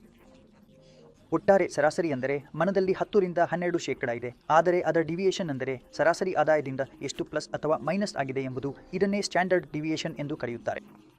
ನಮಗೆ ಇದರಿಂದ ತಿಳಿಯುವುದು ಎಂದರೆ ಹೆಚ್ಚಿನ ಸ್ಟ್ಯಾಂಡರ್ಡ್ ಡಿವಿಯೇಷನ್ ಇದ್ದರೆ ಆ ಪೋರ್ಟ್ಫೋಲಿಯೋ ಮ್ಯಾನೇಜ್ಮೆಂಟ್ ಸರ್ವಿಸಸ್ನಲ್ಲಿ ಹೆಚ್ಚಿನ ರಿಸ್ಕ್ ಇದೆ. ಅದಕ್ಕಾಗಿ ಸ್ಟ್ಯಾಂಡರ್ಡ್ ಡಿವಿಯೇಷನ್ ನೋಡಲಾಗುತ್ತದೆ. ಯಾವುದೇ ಪೋರ್ಟ್ಫೋಲಿಯೋ ಮ್ಯಾನೇಜ್ಮೆಂಟ್ ಸರ್ವಿಸಸ್ನಲ್ಲಿ ಎಷ್ಟು ರಿಸ್ಕ್ ಇದೆ, ಯಾವುದರಲ್ಲಿ ಸ್ಟ್ಯಾಂಡರ್ಡ್ ಡಿವಿಯೇಷನ್ ಹೆಚ್ಚು ಇದೆ ಎಂಬುದನ್ನು ತಿಳಿಯಲು. ಹಾಗಾದರೆ ಸಾಮಾನ್ಯವಾಗಿ ನೀವು 2 ಫಂಡ್ಗಳನ್ನು ಅಥವಾ 2 ಪೋರ್ಟ್ಫೋಲಿಯೋ ಸರ್ವಿಸಸ್ಗಳನ್ನು ಹೋಲಿಸುತ್ತಿದ್ದರೆ ನಾವು ಸ್ಟ್ಯಾಂಡರ್ಡ್ ಡಿವಿಯೇಷನ್ ಕಡಿಮೆ ಇರುವುದನ್ನು ಆಯ್ಕೆ ಮಾಡಬೇಕು. ಸ್ಟ್ಯಾಂಡರ್ಡ್ ಡಿವಿಯೇಷನ್ ಮತ್ತು ವೇರಿಯನ್ಸ್ 2 ರಿಟರ್ನ್ಸ್ನ ವ್ಯತ್ಯಾಸವನ್ನು ಅಳೆಯುವ ಮಾಪಕಗಳು ಎಂದು ನಾನು ನಿಮಗೆ ಹೇಳಿದ್ದೇನೆ. ಸ್ಟ್ಯಾಂಡರ್ಡ್ ಡಿವಿಯೇಷನ್ ಎಂದರೆ ವೇರಿಯನ್ಸ್ನ ವರ್ಗಮೂಲ. ವೇರಿಯನ್ಸ್ ಬಂದರೆ ಭಯಪಡುವ ಅಗತ್ಯವಿಲ್ಲ. ವೇರಿಯನ್ಸ್ ಕೂಡ ನಮಗೆ ಒಟ್ಟು ಅಪಾಯವನ್ನು ತೋರಿಸುತ್ತದೆ. ಆದರೆ ಸ್ಟ್ಯಾಂಡರ್ಡ್ ಡಿವಿಯೇಷನ್ ಗಣಿತದ ದೃಷ್ಟಿಯಿಂದ ವೇರಿಯನ್ಸ್ನ ವರ್ಗಮೂಲವಾಗಿದೆ. ಇದೀಗ ನಾವು ರಿಸ್ಕ್ ಅಡ್ಜಸ್ಟೆಡ್ ಪರ್ಫಾರ್ಮೆನ್ಸ್ ಬಗ್ಗೆ ಮಾತನಾಡೋಣ. ರಿಸ್ಕ್ ಪರ್ಫಾರ್ಮೆನ್ಸ್ಗಾಗಿ ಕೆಲವು ಅನುಪಾತಗಳಿವೆ. ಯಾವುವು ಎಂಬುದನ್ನು ನೋಡೋಣ. ಮೊದಲಿಗೆ ಬರುತ್ತದೆ ಶಾರ್ಪ್ ರೇಷಿಯೋ. ನೋಡಿ, ಶಾರ್ಪ್ ರೇಷಿಯೋ ತುಂಬ ಸುಲಭವಾಗಿದೆ. ಮೊದಲು ಸೂತ್ರವನ್ನು ಹೇಳುತ್ತೇನೆ, ನಂತರ ಅದು ಹೇಗೆ ಕೆಲಸ ಮಾಡುತ್ತದೆ ಎಂಬುದನ್ನು ವಿವರಿಸುತ್ತೇನೆ. RP - RF divide by standard deviation. RP ಅಂದರೆ ಪೋರ್ಟ್ಫೋಲಿಯೋದ ರಿಟರ್ನ್ ಮೈನಸ್ ರಿಸ್ಕ್, ನಂತರ ರಿಟರ್ನನ್ನು ಸ್ಟ್ಯಾಂಡರ್ಡ್ ಡೆವಿಯೇಷನ್ನಿಂದ ಭಾಗಿಸಬೇಕು. ಇದು ಸರಳ ಪ್ರಶ್ನೆ. ನಿಮ್ಮ ಅಧ್ಯಯನಗಳಲ್ಲಿ ಈ ಪ್ರಶ್ನೆ ಬರಬಹುದು. ಸಾಮಾನ್ಯವಾಗಿ 1 ಅಂಕದ ಪ್ರಶ್ನೆಯಾಗಿರಬಹುದು. ಇದನ್ನು ಮಿಸ್ ಮಾಡಬಾರದು. ಸರಳ ಸೂತ್ರ: portfolio return minus risk free rate, ಅದನ್ನು ಸ್ಟ್ಯಾಂಡರ್ಡ್ ಡೆವಿಯೇಷನ್ನಿಂದ ಭಾಗಿಸಬೇಕು. ಉದಾಹರಣೆಗೆ, ಪೋರ್ಟ್ಫೋಲಿಯೋ ಮ್ಯಾನೇಜ್ಮೆಂಟ್ ಸರ್ವಿಸಸ್ನಲ್ಲಿ ನಿಮಗೆ ಒಟ್ಟು 15% ರಿಟರ್ನ್ ಬಂದಿದೆ ಮತ್ತು ಅದರಲ್ಲಿ ರಿಸ್ಕ್ ಫ್ರೀ ರೇಟ್ ಅವರು 8% ನೀಡಿದ್ದಾರೆ. ಹಾಗಾದರೆ 15 - 8 ಅಂದರೆ ನಿಮ್ಮ 7%. ಅದನ್ನು ಸ್ಟ್ಯಾಂಡರ್ಡ್ ಡೆವಿಯೇಷನ್ನಿಂದ ಭಾಗಿಸಬೇಕು. ಸ್ಟ್ಯಾಂಡರ್ಡ್ ಡೆವಿಯೇಷನ್ ಕೂಡ ಉದಾಹರಣೆಗೆ 3% ಎಂದು ಕೊಟ್ಟಿದ್ದಾರೆ ಎಂದರೆ ಆ 3% ಸ್ಟ್ಯಾಂಡರ್ಡ್ ಡೆವಿಯೇಷನ್ನಿಂದ ಭಾಗಿಸಬೇಕು. ವ್ಯತ್ಯಾಸವನ್ನು ಹಂಚಿದರೆ ಅದನ್ನು ಶಾರ್ಪ್ ಅನುಪಾತ, ಶಾರ್ಪ್ ರೇಷಿಯೋ ಎಂದು ಕರೆಯುತ್ತಾರೆ. ಹೆಚ್ಚಿನ ಶಾರ್ಪ್ ಅನುಪಾತ ಎಂದರೆ ಉತ್ತಮ ರಿಸ್ಕ್ ಅಡ್ಜಸ್ಟೆಡ್ ಪ್ರದರ್ಶನ. ಒಬ್ಬ ಫಂಡ್ ಮ್ಯಾನೇಜರ್ ರಿಸ್ಕ್ ಫ್ರೀ ಆಸ್ತಿ ಆಸೆಟ್ಗಳಲ್ಲಿ ಹಣ ಹೂಡಬಹುದು ಮತ್ತು ರಿಸ್ಕ್ ಫ್ರೀ ರಿಟರ್ನ್ ದರವನ್ನು ಗಳಿಸಬಹುದು. ಆದರೆ ಅವನು ಮುಂದುವರೆದು ಹೆಚ್ಚುವರಿ ಹಣವನ್ನು ಹೂಡಿಕೆ ಮಾಡಿದಾಗ, ಅಂದರೆ ಇಕ್ವಿಟಿಗಳಲ್ಲಿ ಹಣ ಹೂಡಿದಾಗ, ಅವನು ಗಳಿಸಿದ ಹೆಚ್ಚುವರಿ ರಿಟರ್ನ್ಗಾಗಿ ಪ್ರತಿ ಯೂನಿಟ್ ರಿಸ್ಕ್ಗೆ ಎಷ್ಟು ರಿಸ್ಕ್ ತೆಗೆದುಕೊಂಡನು ಎಂಬುದನ್ನು ಶಾರ್ಪ್ ಅನುಪಾತದಲ್ಲಿ ತೋರಿಸುತ್ತದೆ. ಕಡಿಮೆ ರಿಸ್ಕ್ ತೆಗೆದುಕೊಂಡು ಹೆಚ್ಚು ರಿಟರ್ನ್ ನೀಡಿದನ, ಹೆಚ್ಚು ರಿಸ್ಕ್ ತೆಗೆದುಕೊಂಡು ಹೆಚ್ಚು ರಿಟರ್ನ್ ನೀಡಿದನ, ಅಥವಾ ಸಾಮಾನ್ಯ ರಿಸ್ಕ್ ತೆಗೆದುಕೊಂಡು ಸಾಮಾನ್ಯ ರಿಟರ್ನ್ ನೀಡಿದನ ಎಂಬುದನ್ನು ಇದು ವಿವರಿಸುತ್ತದೆ. ಹಾಗಾಗಿ ಶಾರ್ಪ್ ರೇಷಿಯೋ ಇದನ್ನು ತೋರಿಸುತ್ತದೆ. ನಾವು ಹೆಚ್ಚುವರಿ ರಿಟರ್ನ್ ಅನ್ನು, ಅಂದರೆ ರಿಸ್ಕ್ ಪೀರಿಯಡ್ನ ಮೇಲೆ ಇರುವ ಹೆಚ್ಚುವರಿ ರಿಟರ್ನ್ ಅನ್ನು ನಾವು ಸ್ಟ್ಯಾಂಡರ್ಡ್ ಡಿವಿಯೇಷನ್ನಿಂದ, ಅದು ನಮ್ಮ ರಿಸ್ಕ್ ಅನ್ನು ತೋರಿಸುತ್ತದೆ, ಅದರಿಂದ ಭಾಗಿಸೋಣ. ಹಾಗಾದರೆ ನಮಗೆ ಬರುವ ಆ ಅಂಕೆ ಶಾರ್ಪ್ ರೇಷಿಯೋ ಎಂದು ಕರೆಯಲಾಗುತ್ತದೆ. ಹೆಚ್ಚು ಶಾರ್ಪ್ ರೇಷಿಯೋ ಇರುವ ಫಂಡ್ಗಳನ್ನು ಆಯ್ಕೆ ಮಾಡಲಾಗುತ್ತಿದೆ. ಪೋರ್ಟ್ಫೋಲಿಯೋ ನಿರ್ವಹಣಾ ಕೌಶಲ್ಯಗಳನ್ನು ಆಯ್ಕೆ ಮಾಡಲಾಗುತ್ತಿದೆ. ಹೀಗಾಗಿ ಯಾರಿಗೆ ಹೆಚ್ಚು ಶಾರ್ಪ್ ರೇಷಿಯೋ ಇದೆ ಅವನನ್ನು ನಾವು ಆಯ್ಕೆ ಮಾಡುತ್ತೇವೆ. ಟ್ರೈನರ್ ರೇಷಿಯೋ ಕೂಡ ಶಾರ್ಪ್ ರೇಷಿಯೋ ಫಾರ್ಮುಲಾದಂತೆಯೇ ಇದೆ, ಆದರೆ ಇಲ್ಲಿ ಕೆಳಗೆ ಬೇಟಾ ಬರುತ್ತದೆ. ಇಲ್ಲಿ ನಾವು ಬೇಟಾ ಹಾಕುತ್ತೇವೆ ಅಷ್ಟೇ, ಬೇರೆ ಯಾವುದೇ ರಿಟರ್ನ್ ಇಲ್ಲ. ಪೋರ್ಟ್ಫೋಲಿಯೋದ ಎಕ್ಸೆಸ್ ರಿಟರ್ನ್ ಅನ್ನು ಬೇಟಾದಿಂದ ಭಾಗಿಸಬೇಕು ಅಷ್ಟೇ. ಇದನ್ನು ಟ್ರೈನರ್ ರೇಷಿಯೋ ಎನ್ನುತ್ತಾರೆ. ಇದು ಸೂಚಿಸುವುದು ಎಂದರೆ ಫಂಡ್ ಪ್ರತಿ ಸಿಸ್ಟಮ್ಯಾಟಿಕ್ ರಿಸ್ಕ್ ಯೂನಿಟ್ಗೆ ಎಷ್ಟು % ಎಕ್ಸೆಸ್ ರಿಟರ್ನ್ ನೀಡಿದೆ ಎಂಬುದನ್ನು. ಹೀಗಾಗಿ ಇದು ನಮಗೆ ಸಿಸ್ಟಮ್ಯಾಟಿಕ್ ರಿಸ್ಕ್ ಮೂಲಕ ಯಾವಾಗಲೂ ಟ್ರೈನರ್ ರೇಷಿಯೋವನ್ನು ತೋರಿಸುತ್ತದೆ. ಇನ್ನು ಸೋಟಿನೋ ರೇಷಿಯೋ ಬಗ್ಗೆ ಮಾತನಾಡೋಣ. ಇದು ಕೂಡ ತುಂಬ ಉತ್ತಮವಾದ ರೇಷಿಯೋ ಆಗಿದ್ದು ನಮ್ಮ ಪೋರ್ಟ್ಫೋಲಿಯೋ ಮ್ಯಾನೇಜ್ಮೆಂಟ್ ಸರ್ವಿಸಸ್ನಲ್ಲಿ ಉಪಯೋಗವಾಗುತ್ತದೆ. ಬನ್ನಿ ಇದನ್ನು ಅರ್ಥ ಮಾಡಿಕೊಳ್ಳೋಣ. ಸೋಟಿನೋ ರೇಷಿಯೋ ಅನ್ನು ಲೆಕ್ಕ ಹಾಕುವಾಗ ಪೋರ್ಟ್ಫೋಲಿಯೋಯ ಎಕ್ಸೆಸ್ ರಿಟರ್ನ್ ಅನ್ನು ನಾವು ಪೋರ್ಟ್ಫೋಲಿಯೋಯ ಸೆಮಿ ಸ್ಟ್ಯಾಂಡರ್ಡ್ ಡಿವಿಯೇಷನ್ನಿಂದ ಭಾಗಿಸಬೇಕು. ಶಾರ್ಪ್ ರೇಷಿಯೋದಲ್ಲಿ ನಾವು ಕೆಳಗೆ ಕೇವಲ ಸ್ಟ್ಯಾಂಡರ್ಡ್ ಡಿವಿಯೇಷನ್ ಅನ್ನು ತೆಗೆದುಕೊಳ್ಳುತ್ತಿದ್ದೆವು, ಆದರೆ ಇಲ್ಲಿ ನಾವು ಸೆಮಿ ಸ್ಟ್ಯಾಂಡರ್ಡ್ ಡಿವಿಯೇಷನ್ ಅನ್ನು ಬಳಸುತ್ತೇವೆ. ಈಗ ನೋಡೋಣ ಸೆಮಿ ಸ್ಟ್ಯಾಂಡರ್ಡ್ ಡಿವಿಯೇಷನ್ ಅಂದರೆ ಏನು ಅಂದರೆ ಸೆಮಿ ಸ್ಟ್ಯಾಂಡರ್ಡ್ ಡಿವಿಯೇಷನ್ ಅಂದರೆ ಆ ಸ್ಟಾಕ್ಸ್ಗಳ ಡಿವಿಯೇಷನ್ ಅಂದರೆ ಸ್ಟ್ಯಾಂಡರ್ಡ್ ಡಿವಿಯೇಷನ್ ಅದು ಮೈನಸ್ನಲ್ಲಿ ಇದೆ ಅಂದರೆ ಕೆಳಗೆ ಹೋಗುತ್ತಿರುವು. ಹಾಗಾದರೆ ಸೂತ್ರ ಮತ್ತೆ ತುಂಬ ಚೆನ್ನಾಗಿದೆ, ತುಂಬ ಸುಲಭವಾಗಿದೆ. ರುಪ್ ಮೈನಸ್ ರುಫ್ ಅನ್ನು semi standard deviation of the ಪೋರ್ಟ್ಫೋಲಿಯೋದಿಂದ ಭಾಗಿಸಬೇಕು. ಈ 3 ವಿಷಯಗಳನ್ನು ಚೆನ್ನಾಗಿ ಬರೆಯಲಾಗುತ್ತದೆ, ನೀವು ಚೆನ್ನಾಗಿ ವಿವರಿಸಬಹುದು. ಶಾರ್ಪ್ ರೇಷಿಯೋ, ಇನ್ನಿತರ ರಿಟರ್ನ್ ರೇಷಿಯೋಗಳು, ಹೈ ಲೆವೆಲ್ ಕೊಟಿನೋ ರೇಷಿಯೋ ಇದು ಸೂಚ್ಯಂಕವನ್ನು ಉತ್ತಮವಾಗಿ ತೋರಿಸುತ್ತದೆ, ಮತ್ತೆ ಹೈ ಕೊಟಿನೋ ರೇಷಿಯೋ ಪ್ರಿಫರ್ಡ್ ಆಗಿರುತ್ತದೆ. ಇನ್ನು ಈಗ ಇನ್ಫಾರ್ಮೇಷನ್ ರೇಷಿಯೋ ಬಗ್ಗೆ ಮಾತನಾಡೋಣ. ಇದು ಮತ್ತೆ ತುಂಬ ಮುಖ್ಯವಾದ ರೇಷಿಯೋ ಆಗಿದ್ದು ಇದನ್ನು ಬಹಳಷ್ಟು ಬಳಸಲಾಗುತ್ತದೆ ಮತ್ತು ಇದರ ಮೇಲೆ ಬಹಳ ಪ್ರಶ್ನೆಗಳು ಬರಬಹುದು. ಬನ್ನಿ ಇನ್ಫಾರ್ಮೇಷನ್ ರೇಷಿಯೋ ಎಂದರೆ ಏನು ಎಂಬುದನ್ನು ಅರ್ಥ ಮಾಡಿಕೊಳ್ಳೋಣ. ಮತ್ತು ಅಪ್ರೈಜಲ್ ರೇಷಿಯೋ ನೋಡಿ, ನಿಮಗೆ ಇದು ನಿರ್ಧರಿಸಬೇಕಾದರೆ ಅಂದರೆ ಅಬ್ಸರ್ವ್ಡ್ ಆಲ್ಫಾ ಎಂದರೆ ಒಂದು ಫಂಡ್ ಮ್ಯಾನೇಜರ್ ಸೃಷ್ಟಿಸಿದ ಆಲ್ಫಾ. ನಾನು ನಿಮಗೆ ಹೇಳಿದಂತೆ ಎಕ್ಸೆಸ್ ರಿಟರ್ನ್ ಮತ್ತು ಬೆಂಚ್ ಮಾರ್ಕ್ ಸರಿಯೇನೋ? ಹಾಗಾದರೆ ಆ ಫಂಡ್ ಮ್ಯಾನೇಜರ್ ಸೃಷ್ಟಿಸಿದ ಆಲ್ಫಾ ಅವರ ಕೌಶಲ್ಯದಿಂದ ಬಂದಿದೆಯೋ ಅಥವಾ ಅದೃಷ್ಟದಿಂದ ಆಗಿದೆಯೋ ಎಂಬುದನ್ನು ತಿಳಿಯಬೇಕಾದರೆ ಅಂದರೆ ಅವರು ಇದಕ್ಕಾಗಿ ಕೆಲವು ಕೌಶಲ್ಯಗಳನ್ನು ಬಳಸುತ್ತಾರೆ. ಫಂಡ್ ಮ್ಯಾನೇಜರ್ ತಮ್ಮ ಕೌಶಲ್ಯಗಳನ್ನು ಉಪಯೋಗಿಸುತ್ತಾರೆ. ಆದರೂ ಕೂಡ ಈ ಇನ್ಫಾರ್ಮೇಷನ್ ರೇಷಿಯೋ ನಮಗೆ ಇದನ್ನೇ ಹೇಳುತ್ತದೆ. ಅಪ್ರೈಜಲ್ ರೇಷಿಯೋ ಅಂದರೆ ಅದು ಕೌಶಲ್ಯದಿಂದ ಬಂದಿದೆಯೋ ಅಥವಾ ಅದೃಷ್ಟದಿಂದ ಆಗಿದೆಯೋ ಎಂಬುದನ್ನು ತಿಳಿಸುತ್ತದೆ. ಮತ್ತು ನಾವು ಇನ್ಫಾರ್ಮೇಷನ್ ಮತ್ತು ರಿಸಲ್ಟ್ ರೇಷಿಯೋವನ್ನು ಈ ಸೂತ್ರದಿಂದ ಲೆಕ್ಕ ಹಾಕಬಹುದು. ರುಬ್ ಅಂದರೆ ಪೋರ್ಟ್ಫೋಲಿಯೋದ ರಿಟರ್ನ್ ಮೈನಸ್ ಬೆಂಚ್ಮಾರ್ಕ್ನ ರಿಟರ್ನ್. ಇದನ್ನು ಪೋರ್ಟ್ಫೋಲಿಯೋ ಮತ್ತು ಬೆಂಚ್ಮಾರ್ಕ್ನ ರಿಟರ್ನ್ಗಳ ನಡುವಿನ ವ್ಯತ್ಯಾಸದ ಸ್ಟ್ಯಾಂಡರ್ಡ್ ಡೆವಿಯೇಷನ್ನಿಂದ ಭಾಗಿಸಬೇಕು. ಹಾಗಾಗಿ ಎರಡರ ರಿಟರ್ನ್ಗಳನ್ನು ತೆಗೆದು ಪೋರ್ಟ್ಫೋಲಿಯೋದ ರಿಟರ್ನ್ ಮೈನಸ್ ಬೆಂಚ್ಮಾರ್ಕ್ನ ರಿಟರ್ನ್ ಮಾಡಿ ಅದನ್ನು ಸ್ಟ್ಯಾಂಡರ್ಡ್ ಡೆವಿಯೇಷನ್ನಿಂದ ಭಾಗಿಸಿದರೆ ಆ ವ್ಯತ್ಯಾಸವನ್ನು ನಾವು ಇನ್ಫಾರ್ಮೇಷನ್ ರೇಷಿಯೋ ಎಂದು ಕರೆಯುತ್ತೇವೆ. ಅಷ್ಟೇ. ಈಗ ನಾವು ಕಾರ್ಯಕ್ಷಮತೆ ಮೌಲ್ಯಮಾಪನ ಮತ್ತು ಬೆಂಚ್ಮಾರ್ಕಿಂಗ್ ಬಗ್ಗೆ ಮಾತನಾಡೋಣ. ಬನ್ನಿ ಇದನ್ನು ಅರ್ಥ ಮಾಡಿಕೊಳ್ಳೋಣ. ನೋಡಿ, ಕಾರ್ಯಕ್ಷಮತೆಯನ್ನು ಅಳೆಯುವ ನಂತರ ನಾವು ಕಾರ್ಯಕ್ಷಮತೆಯನ್ನು ಅಳೆಯಿದ್ದೇವೆ. ಮುಂದಿನ ಹಂತವೆಂದರೆ ಅದನ್ನು ಸೂಕ್ತವಾದ ಬೆಂಚ್ಮಾರ್ಕ್ ಮತ್ತು ಸಮಾನವಾದ ಪೋರ್ಟ್ಫೋಲಿಯೋಗಳ ವಿರುದ್ಧ ಮೌಲ್ಯಮಾಪನ ಮಾಡುವುದು. ಅಂದರೆ ನಾವು ಇದನ್ನು ಸೂಕ್ತವಾದ ಬೆಂಚ್ಮಾರ್ಕ್ ಮತ್ತು ಸಮಾನ ಪೋರ್ಟ್ಫೋಲಿಯೋಗಳ ವಿರುದ್ಧ ಮೌಲ್ಯಮಾಪನ ಮಾಡಬೇಕು. ಇಲ್ಲಿ ಆಪಲ್ ಟು ಆಪಲ್ ಹೋಲಿಕೆ ಆಗಬೇಕು. ಕಾರ್ಯಕ್ಷಮತೆ ಮೌಲ್ಯಮಾಪನವು ಹೂಡಿಕೆದಾರರಿಗೆ ಪೋರ್ಟ್ಫೋಲಿಯೋ ಮ್ಯಾನೇಜರ್ ಅವರು ಪ್ಯಾಸಿವ್ ಇಂಡೆಕ್ಸ್ ಸ್ಟ್ರಾಟಜಿಯಿಂದ ನಿರೀಕ್ಷಿಸಬಹುದಾದದಕ್ಕಿಂತ ಹೆಚ್ಚಿನ ಮೌಲ್ಯವನ್ನು ನೀಡಿದ್ದಾರೆಯೇ ಎಂದು ನಿರ್ಧರಿಸಲು ಸಹಾಯ ಮಾಡುತ್ತದೆ. ಸರಳವಾಗಿ ಹೇಳುವುದಾದರೆ ಹೂಡಿಕೆದಾರನಿಗೆ ಬೇಕಾದದ್ದು ಏನೆಂದರೆ ಅವನು ನಿಮಗೆ ಹಣ ನೀಡಿದ್ದರೆ ನೀವು ಕನಿಷ್ಠ ಒಂದು ಇಂಡೆಕ್ಸ್ನಿಗಿಂತ ಉತ್ತಮವಾಗಿ ಕಾರ್ಯನಿರ್ವಹಿಸಬೇಕು ಅಥವಾ ನಿಮ್ಮ ಬೆಂಚ್ಮಾರ್ಕ್ನಿಗಿಂತ ಉತ್ತಮವಾಗಿ ಕಾರ್ಯನಿರ್ವಹಿಸಬೇಕು. ಇಲ್ಲದಿದ್ದರೆ ಅವನು ಯಾವುದೇ ಪ್ಯಾಸಿವ್ ಸ್ಟ್ರಾಟಜಿಯಲ್ಲಿ ಹಣ ಹೂಡಿಕೆ ಮಾಡಿ ಅದೇ ಮಟ್ಟದ ಲಾಭವನ್ನು ಗಳಿಸಬಹುದು. ಆದ್ದರಿಂದ ಒಂದು ರೀತಿಯಲ್ಲಿ ಫಂಡ್ ಮ್ಯಾನೇಜರ್ಗಳು ಹೂಡಿಕೆದಾರರಿಗೆ ರಿಸ್ಕ್ ಅಧಿಷ್ಠಿತ ಆದಾಯವನ್ನು ಬೆಳೆಸಿಕೊಡಬೇಕು ಮತ್ತು ಹೂಡಿಕೆದಾರರು ಪೂರ್ತಿ ನಿರ್ವಹಣಾ ಸೇವೆಗಳನ್ನು ನಿರೀಕ್ಷಿಸುತ್ತಾರೆ. ಈಗ ನಾವು ಬೆಂಚ್ಮಾರ್ಕಿಂಗ್ಗಾಗಿ ಇಂಡೆಕ್ಸ್ಗಳ ಲಕ್ಷಣಗಳನ್ನು ನೋಡೋಣ. ಅಂದರೆ ಬೆಂಚ್ಮಾರ್ಕಿಂಗ್ಗಾಗಿ ನಮಗೆ ಕೆಲವು ವಿಶೇಷ ಲಕ್ಷಣಗಳು ಅಗತ್ಯವಿರುತ್ತವೆ. ಇಂಡೆಕ್ಸಿನ ಯಾವ ಲಕ್ಷಣಗಳನ್ನು ನಾವು ಗಮನಿಸಬೇಕು ಎಂಬುದನ್ನು ನೋಡೋಣ. ಒಳ್ಳೆಯ ಬೆಂಚ್ಮಾರ್ಕ್ ಈ ಕೆಳಗಿನ ಮಾನದಂಡಗಳನ್ನು ಪೂರೈಸಬಲ್ಲದು. ನಿಮ್ಮ ಪರದೆಯ ಮೇಲೆ ಕೆಲವು ಅಂಶಗಳು ಕಾಣಿಸುತ್ತಿವೆ. ಒಳ್ಳೆಯ ಬೆಂಚ್ಮಾರ್ಕ್ ಹೇಗಿರಬೇಕು ಎಂಬುದನ್ನು ಅವು ತೋರಿಸುತ್ತವೆ. ಕಾನ್ಸ್ಟಿಟ್ಯೂಯೆಂಟ್ಸ್ಗಳ ಗುರುತು ಮತ್ತು ಅವುಗಳ ತೂಕಗಳು ಬೆಂಚ್ಮಾರ್ಕ್ನಲ್ಲಿ ಸ್ಪಷ್ಟವಾಗಿರಬೇಕು. ಯಾವ ಕಾನ್ಸ್ಟಿಟ್ಯೂಯೆಂಟ್ಸ್ಗಳಿವೆ ಮತ್ತು ಅವುಗಳ ತೂಕಗಳು ಎಷ್ಟು ಎಂಬುದು ಬೆಂಚ್ಮಾರ್ಕ್ನಲ್ಲಿ ಸರಳವಾಗಿ ತಿಳಿಯಬೇಕು. ಬೆಂಚ್ಮಾರ್ಕ್ ಒಂದು ಹೂಡಿಕೆ ಮಾಡಬಹುದಾದ ಪದವಾಗಿದೆ, ಇದು ಸಾಧ್ಯವಾಗಬೇಕು. ಹಾಗಾದರೆ ಅದೇ ಬೆಂಚ್ಮಾರ್ಕ್ಗೆ ಪ್ಯಾಸಿವ್ ಎಕ್ಸ್ಪೋಜರ್ ಪಡೆಯುವುದು ಒಂದು ರೀತಿಯಲ್ಲಿ ಸಾಧ್ಯವಾಗಬೇಕು. ಅಂದರೆ ನಿಮ್ಮ ಹಣಕ್ಕೂ ಆ ಎಕ್ಸ್ಪೋಜರ್ ಸಿಗಬೇಕು. ಬೆಂಚ್ಮಾರ್ಕ್ ನಿಮ್ಮ ಪೋರ್ಟ್ಫೋಲಿಯೋ ಹೂಡಿಕೆ ವಿಧಾನಕ್ಕೆ ಸಮ್ಮತವಾಗಿರಬೇಕು. ಅಂದರೆ ನಿಮ್ಮ ಪೋರ್ಟ್ಫೋಲಿಯೋ ಹೂಡಿಕೆ ವಿಧಾನಕ್ಕೆ ಹೊಂದಿಕೊಳ್ಳುವಂತಿರಬೇಕು. ಉದಾಹರಣೆಗೆ, ಪೋರ್ಟ್ಫೋಲಿಯೋ ಹೂಡಿಕೆ ವಿಧಾನವು ಬ್ಲೂ ಚಿಪ್ ಸ್ಟಾಕ್ಸ್ನಲ್ಲಿ ಹೂಡಿಕೆ ಮಾಡಬೇಕು ಎಂದು ಹೇಳುತ್ತಿದ್ದರೆ ನಿಮ್ಮ ಬೆಂಚ್ಮಾರ್ಕ್ ಕೂಡ ಅದೇ ರೀತಿ ಬ್ಲೂ ಚಿಪ್ ಸ್ಟಾಕ್ಸ್ಗೆ ಹೊಂದಿಕೊಳ್ಳುವಂತಿರಬೇಕು. ಬೆಂಚ್ಮಾರ್ಕ್ ಕೂಡ ಪೋರ್ಟ್ಫೋಲಿಯೋಗೆ ಸಮಾನವಾದ ರಿಸ್ಕ್ ರಿಟರ್ನ್ ಪ್ರೊಫೈಲ್ ಹೊಂದಿರಬೇಕು ಮತ್ತು ಬೆಂಚ್ಮಾರ್ಕ್ನ ಪ್ರದರ್ಶನವನ್ನು ಅಳೆಯಲು ಸಾಧ್ಯವಾಗಬೇಕು. ಇವು ಒಳ್ಳೆಯ ಬೆಂಚ್ಮಾರ್ಕ್ಗೆ ಅಗತ್ಯವಾದ ಅಂಶಗಳು. ನೀವು ಕಸ್ಟಮೈಸ್ ಮಾಡಿದ ಬೆಂಚ್ಮಾರ್ಕ್ಗಳನ್ನು ಕೂಡ ರಚಿಸಬಹುದು. ಅಂದರೆ ಕೆಲವೊಮ್ಮೆ ಮಾರುಕಟ್ಟೆ ಆಧಾರಿತ ಸೂಚ್ಯಂಕಗಳು ಒಳ್ಳೆಯ ಬೆಂಚ್ಮಾರ್ಕ್ಗಾಗಿ ಅಗತ್ಯವಾದ ಮಾನದಂಡಗಳನ್ನು ಪೂರೈಸುವುದಿಲ್ಲ. ಮಾರುಕಟ್ಟೆಯಲ್ಲಿ ಕೆಲವು ಬೆಂಚ್ಮಾರ್ಕ್ಗಳು ಇದ್ದರೂ, ಉದಾಹರಣೆಗೆ ನಮ್ಮಲ್ಲಿ NSE ಇದೆ, ಸೆನ್ಸೆಕ್ಸ್ ಇದೆ, ಆದರೆ ಕೆಲವು ಪೋರ್ಟ್ಫೋಲಿಯೋಗಳಲ್ಲಿ ಅವು ಅನ್ವಯಿಸುವುದಿಲ್ಲ. ಯಾವುದೇ ಮಾನದಂಡಗಳನ್ನು ಪೂರೈಸಲು ಸಾಧ್ಯವಾಗುತ್ತಿದೆ ಎಂದರೆ ನಾವು ನಮ್ಮ ಪೋರ್ಟ್ಫೋಲಿಯೋ ಮ್ಯಾನೇಜರ್ನ ಹೂಡಿಕೆ ತಂತ್ರ ಮತ್ತು ಶೈಲಿಯ ಆಧಾರದ ಮೇಲೆ ನಮ್ಮದೇ ಆದ ಒಂದು ಕಸ್ಟಮೈಸ್ ಮಾಡಿದ ಬೆಂಚ್ಮಾರ್ಕ್ ಕೂಡ ರಚಿಸಬಹುದು. ಮತ್ತು ಪೋರ್ಟ್ಫೋಲಿಯೋ ಮ್ಯಾನೇಜರ್ ನಂತರ ಹೂಡಿಕೆ ವಿಶ್ವದಿಂದ ಅತ್ಯಂತ ಆಕರ್ಷಕವಾದ ಸೆಕ್ಯೂರಿಟಿಗಳನ್ನು ಆಯ್ಕೆ ಮಾಡುತ್ತಾರೆ. ಆದ್ದರಿಂದ ಬೆಂಚ್ಮಾರ್ಕ್ನ ಅಗತ್ಯತೆಗಳು ಮತ್ತು ಲಾಭಗಳು ಪೂರೈಸಲ್ಪಡುತ್ತವೆ. ಸೆಬಿ ಹೇಳಿದಂತೆ ಒಂದು ಮಾನ್ಯ ಬೆಂಚ್ಮಾರ್ಕ್ ಇರಲೇಬೇಕು. ಆದರೆ ದೋಷವೆಂದರೆ ಈ ಬೆಂಚ್ಮಾರ್ಕ್ಗಳನ್ನು ನಿರ್ಮಿಸುವ ವೆಚ್ಚವು ಹೆಚ್ಚು ಆಗುತ್ತದೆ. ಮಾರ್ಕೆಟ್ ಆಧಾರಿತವನ್ನು ಬಳಸಿದರೆ ನಿಮಗೆ ಅಲ್ಲಿ ಸ್ವಲ್ಪ ಹೆಚ್ಚುವರಿ ಶುಲ್ಕವನ್ನು ಪಾವತಿಸಲೇಬೇಕು. ಈಗ ನಾವು ಹೂಡಿಕೆದಾರರಿಗೆ ಪ್ರದರ್ಶಿಸಬೇಕಾದ ಕಾರ್ಯಕ್ಷಮತಾ ವರದಿಯನ್ನು ನೋಡೋಣ. ಅದು ಏನು, ಅದನ್ನು ಹೇಗೆ ತೋರಿಸಬೇಕು ನೋಡೋಣ. ಸೆಬಿ ಪೋರ್ಟ್ಫೋಲಿಯೋ ಮ್ಯಾನೇಜರ್ ನಿಯಮಾವಳಿ ಹೇಳುತ್ತದೆ, ಹೂಡಿಕೆದಾರರಿಗೆ ವರದಿ ಮಾಡುವ ಸಂದರ್ಭದಲ್ಲಿ ಈ ಕೆಳಗಿನ ಮಾನದಂಡಗಳನ್ನು ಪಾಲಿಸಬೇಕು. ಹಾಗಾದರೆ ಈ ಎಲ್ಲ ಮಾನದಂಡಗಳನ್ನು ನಾವು ಪರಿಶೀಲಿಸಬೇಕಾಗುತ್ತವೆ. ಹೂಡಿಕೆದಾರರಿಗೆ ಕಾರ್ಯಕ್ಷಮತೆ ವರದಿ ಮಾಡುವ ಮೊದಲು ಇಗೋ ನೋಡಿ, ಇವು ಎಲ್ಲವೂ ನಿಮ್ಮ ಪರದೆಯ ಮೇಲೆ ಬಂದಿವೆ. 2 ಸಂಯೋಜನೆ ಮೌಲ್ಯ ಪೋರ್ಟ್ಫೋಲಿಯೋ, ಭದ್ರತೆಗಳ ವಿವರಣೆ, ಭದ್ರತೆಗಳ ಸಂಖ್ಯೆ, ಭದ್ರತೆಗಳ ಮೌಲ್ಯ, ಹೋಲ್ಡಿಂಗ್ ಪೋರ್ಟ್ಫೋಲಿಯೋ, ಯೂನಿಟ್ಗಳ ಚಿನ್ನದ ಮೌಲ್ಯ, ಸರಕುಗಳ ಮೌಲ್ಯ ಎಲ್ಲವೂ ಇಲ್ಲಿ ಬರುತ್ತವೆ. ವರದಿ ಅವಧಿಯಲ್ಲಿ ನಡೆದ ವ್ಯವಹಾರಗಳು, ವ್ಯವಹಾರದ ದಿನಾಂಕ ಸೇರಿದಂತೆ ಖರೀದಿ ಮತ್ತು ಮಾರಾಟದ ವಿವರಗಳು ಕೂಡ ಬರುತ್ತವೆ. ಅವಧಿಯಲ್ಲಿ ಪಡೆದ ಬಡ್ಡಿ ಅಥವಾ ಯಾವುದೇ ಬಡ್ಡಿ, ಡಿವಿಡೆಂಡ್, ಬೋನಸ್, ಷೇರುಗಳು, ಹಕ್ಕುಗಳ ಇಶ್ಯೂ ಕೂಡ ಇಲ್ಲಿ ಸೇರಿಸಲಾಗುತ್ತದೆ.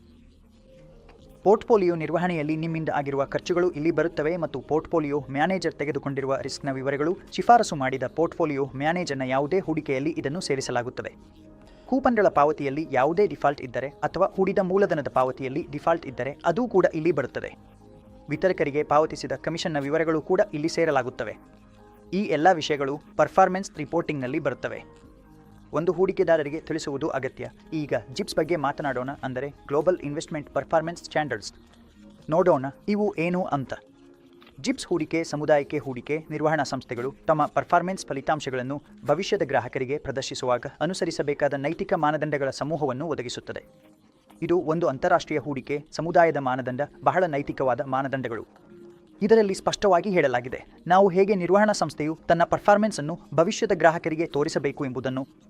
ಸರಳವಾಗಿ ಹೇಳುವುದಾದರೆ, ಜಿಪ್ಸ್ ಜಾಹೀರಾತಿಗೆ ಕೆಲವು ಮಾರ್ಗಸೂಚಿಗಳು ಇವೆ. ಅವು ಯಾವುವು ಎಂದು ನೋಡೋಣ. ಹಳೆಯ ಜಾಹೀರಾತುಗಳಲ್ಲಿ ಜಿಪ್ಸ್ ಅನುಸರಣೆಯ ದಾವೆ ಇದ್ದರೆ ಈ ಕೆಳಗಿನವುಗಳನ್ನು ಒಳಗೊಂಡಿರಬೇಕು. ಸಂಸ್ಥೆಯ ವಿವರಣೆ ಇರಬೇಕು. ಆಸಕ್ತಿ ಪಡುತ್ತಿರುವ ವ್ಯಕ್ತಿಗಳು ಪ್ರಸ್ತುತಿಯನ್ನು ಹೇಗೆ ಪಡೆಯಬಹುದು ಎಂಬುದು ಜಿಪ್ಸ್ ಅಗತ್ಯಗಳ ಅನುಸರಣೆಯ ಪ್ರಸ್ತಾವನೆ ಇರಬೇಕು. ಜಿಪ್ಸ್ ಜಾಹೀರಾತು ಮಾರ್ಗಸೂಚಿಗಳು ಮತ್ತು ಅನುಸರಣಾ ಹೇಳಿಕೆ ಇರಬೇಕು. ಜಾಹೀರಾತು ಮಾಡುತ್ತಿರುವ ತಂತ್ರದ ವಿವರಣೆ ಇರಬೇಕು. ದಿನಾಂಕದವರೆಗೆ ಸಂಯುಕ್ತ ಪರ್ಫಾರ್ಮೆನ್ಸ್ ಫಲಿತಾಂಶಗಳು ಇರಬೇಕು. ಸಂಯುಕ್ತ ಫಲಿತಾಂಶಗಳು ಮತ್ತು 2 ಅಥವಾ ಸಂಪೂರ್ಣ ಅವಧಿಯ ಫಲಿತಾಂಶಗಳು ಇರಬೇಕು. ಯಾವುವು ಅಂತಂದರೆ, ಮೊದಲ 3 ಮತ್ತು 5 ವರ್ಷಗಳ ವಾರ್ಷಿಕ ಸಂಯುಕ್ತ ಪರ್ಫಾರ್ಮೆನ್ಸ್ ರಿಟರ್ನ್ಗಳು ಅವುಗಳ ಅಂತ್ಯದ ದಿನಾಂಕವನ್ನು ಸ್ಪಷ್ಟವಾಗಿ ಗುರುತಿಸಬೇಕು. ಕಡಿಮೆ ಅವಧಿ ಇದ್ದರೆ ಕನಿಷ್ಠ 5 ವರ್ಷಗಳ ವಾರ್ಷಿಕ ಸಂಯುಕ್ತ ಪರ್ಫಾರ್ಮೆನ್ಸ್ ರಿಟರ್ನ್ಗಳು ಇರಬೇಕು. ಆದ್ದರಿಂದ ವಾರ್ಷಿಕ ರಿಟರ್ನ್ಗಳನ್ನು ಅದೇ ಅವಧಿಗೆ ಲೆಕ್ಕ ಹಾಕಬೇಕು. 7ನೇ ಅಂಶ ಎಂದರೆ, ತೋರಿಸಿರುವ ಪರ್ಫಾರ್ಮೆನ್ಸ್ ಹೂಡಿಕೆ ನಿರ್ವಹಣಾ ಶುಲ್ಕದ ಮೊದಲು ಅಥವಾ ನಂತರದದೇ ಎಂದು ಸ್ಪಷ್ಟವಾಗಿ ಬರೆಯಬೇಕು. ಸೂಕ್ತ ಸಂಯುಕ್ತ ಬೆಂಚ್ಮಾರ್ಕ್ ನೀಡಬೇಕು. ನಿಮ್ಮ ಪರ್ಫಾರ್ಮೆನ್ಸ್ ಅನ್ನು ವ್ಯಕ್ತಪಡಿಸಲು ಬಳಸಿದ ಕರೆನ್ಸಿಯ ವಿವರಣೆ ಇರಬೇಕು. ಲಿವರೇಜ್ ಬಳಕೆಯ ವಿವರಣೆ ಇರಬೇಕು. ನೀವು ಯಾವುದೇ ಡೆರಿವೇಟಿವ್ಗಳನ್ನು ಬಳಸಿದ್ದರೆ ಅಥವಾ ಯಾವುದೇ ಲಿವರೇಜ್ ಪೋರ್ಷನ್ ಇದ್ದರೆ ಅದು ಕೂಡ ಇಲ್ಲಿ ಬರಬೇಕು. ಹಾಗಾದರೆ ಗೆಳೆಯರೇ, ಅಧ್ಯಾಯ ಸಂಖ್ಯೆ 3ರಿಂದ ಇಷ್ಟು ಮಾತ್ರ. ಈಗ ನಾವು ಕೆಲವು ಪ್ರಶ್ನೆಗಳನ್ನು ನೋಡೋಣ. ಪರ್ಫಾರ್ಮೆನ್ಸ್ ಅನ್ನು ಅಳೆಯುವ ವಿಧಾನಗಳಲ್ಲಿ ಪೋರ್ಟ್ಫೋಲಿಯೋ ರಿಸ್ಕ್ ಪ್ರೀಮಿಯಂ ಅನ್ನು ಪೋರ್ಟ್ಫೋಲಿಯೋ ಬೀಟಾದಿಂದ ಭಾಗಿಸುವುದು ಯಾವುದು? Sharpe, Jensen measure, Fama, Treynor ratio. ಹೌದು, ನಾನು ನಿಮಗೆ ಹೇಳಿದ್ದಂತೆ ಪೋರ್ಟ್ಫೋಲಿಯೋ ಬೀಟಾದಿಂದ ಭಾಗಿಸುವುದನ್ನು ಟ್ರೈನರ್ ರೇಷಿಯೋ ಎಂದು ಕರೆಯುತ್ತಾರೆ. ಟ್ರೈನರ್ ಮೆಜರ್ನಲ್ಲಿ ಹೀಗೆ ಆಗುತ್ತದೆ. ಶಾರ್ಪ್ನಲ್ಲಿ ಕೆಳಗೆ ಸ್ಟ್ಯಾಂಡರ್ಡ್ ಡಿವಿಯೇಷನ್ ಬರುತ್ತದೆ. ಈ 3 ಸ್ಟಾಕ್ಸ್ ಪೋರ್ಟ್ಫೋಲಿಯೋಗಳ ನಿರೀಕ್ಷಿತ ಆದಾಯವನ್ನು ನಾವು ತುಂಬ ಚೆನ್ನಾಗಿ ಉದಾಹರಣೆಯೊಂದಿಗೆ ನೋಡಿದ್ದೇವೆ. ಪೋರ್ಟ್ಫೋಲಿಯೋ ವೇಟ್ಗಳನ್ನು ನಿರೀಕ್ಷಿತ ಆದಾಯದೊಂದಿಗೆ ಗುಣಿಸಿ 0.25 ಗುಣಿಸಿ 0.12 ಪ್ಲಸ್ 0.50 ಗುಣಿಸಿ 0.10 ಪ್ಲಸ್ 0.25 ಗುಣಿಸಿ 0.16, ಉತ್ತರ 12% ಬರುತ್ತದೆ. ಹೀಗಾಗಿ ನೀವು ಉತ್ತರವನ್ನು ಸುಲಭವಾಗಿ ಕೊಡಬಹುದು. ಪ್ರಶ್ನೆ ಸಂಖ್ಯೆ 3, short performance measure portfolio risk premium ಅನ್ನು ಸ್ಟ್ಯಾಂಡರ್ಡ್ ಡಿವಿಯೇಷನ್ನಿಂದ ಭಾಗಿಸುತ್ತದೆ. ವೇರಿಯನ್ಸ್ ಅಥವಾ ಸ್ಲೋಪ್ ಆಫ್ ಕ್ಯಾರೆಕ್ಟರಿಸ್ಟಿಕ್ಸ್ ಲೈನ್ ಅಥವಾ ರಿಸ್ಕ್ ಪೀರಿಯಡ್ ಅಲ್ಲ. ತುಂಬ ಸುಲಭ. ಶಾರ್ಟ್ ರೇಷಿಯೋ ನಾನು ಹೇಳಿದ್ದೆ. ರುಫ್ ಅನ್ನು ಸ್ಟ್ಯಾಂಡರ್ಡ್ ಡಿವಿಯೇಷನ್ನಿಂದ ಭಾಗಿಸಿ. ಇಲ್ಲಿ ಉತ್ತರ standard deviation of the rate of return ಆಗಿದೆ. Portfolio performance measure of information ratio ಎಂದರೆ, ಇನ್ಫರ್ಮೇಷನ್ ರೇಷಿಯೋ ಏನು ಮಾಡುತ್ತದೆ ಎಂದರೆ ಪೋರ್ಟ್ಫೋಲಿಯೋ ರಿಸ್ಕ್ ಅನ್ನು ಬೆಂಚ್ಮಾರ್ಕ್ ರಿಸ್ಕ್ಗೆ ಹೋಲಿಸಿ ಪೋರ್ಟ್ಫೋಲಿಯೋ ರಿಟರ್ನ್ಗಳನ್ನು ನಿರೀಕ್ಷಿತ ರಿಟರ್ನ್ಗಳಿಗೆ ಹೋಲಿಸುತ್ತದೆ. ಸಿಪಿಎಂ ಪೋರ್ಟ್ಫೋಲಿಯೋ ಪರ್ಫಾರ್ಮೆನ್ಸ್ ಅನ್ನು ಪ್ರತಿ ರಿಸ್ಕ್ ಯೂನಿಟ್ಗೆ ಆಧರಿಸಿ ಸರಾಸರಿ ವ್ಯತ್ಯಾಸದ ಆದಾಯವನ್ನು ವ್ಯತ್ಯಾಸದ ಆದಾಯದ ವ್ಯತ್ಯಾಸ ಪ್ರತಿ ಯೂನಿಟ್ಗೆ ಲೆಕ್ಕ ಹಾಕುತ್ತದೆ. ಹೀಗಾಗಿ ಉತ್ತರದ ಧನ್ಯವಾದಗಳು ಎಲ್ಲರಿಗೂ. ಈ ವಿಡಿಯೋವನ್ನು ನೋಡುತ್ತಾ ಇದ್ದಿದ್ದಕ್ಕೆ ಧನ್ಯವಾದಗಳು. ಈ ಅಧ್ಯಾಯ ಸಂಖ್ಯೆ 10ರ ವಿಡಿಯೋ ನಿಮಗೆ ಇಷ್ಟವಾದರೆ ದಯವಿಟ್ಟು ಈ ವಿಡಿಯೋಗೆ ಲೈಕ್ ಮಾಡಿ, ಶೇರ್ ಮಾಡಿ ಮತ್ತು ನಮ್ಮ ಚಾನೆಲ್ಗೆ ಸಬ್ಸ್ಕ್ರೈಬ್ ಮಾಡಿ. ಇನ್ನೂ ನಮ್ಮ ಇತರ ವಿಡಿಯೋಗಳನ್ನು ನೋಡಲು ನೀವು ಐ ಬಟನ್ ಮೇಲೆ ಕ್ಲಿಕ್ ಮಾಡಬಹುದು. ಎಲ್ಲ ವಿಡಿಯೋಗಳ ಲಿಂಕ್ಗಳು ಅಲ್ಲಿ ಸಿಗುತ್ತವೆ. NSTM ಸೀರೀಸ್ 5ರ ಲಿಂಕ್ ಕೂಡ ಅಲ್ಲಿ ಸಿಗುತ್ತವೆ. NSTM ಸೀರೀಸ್ 21ರ ಉಳಿದ ಅಧ್ಯಾಯಗಳನ್ನು ನೋಡಲು ನಮ್ಮ ಪ್ಲೇಲಿಸ್ಟ್ಗೆ ಹೋಗಬಹುದು. ತುಂಬ ಧನ್ಯವಾದಗಳು.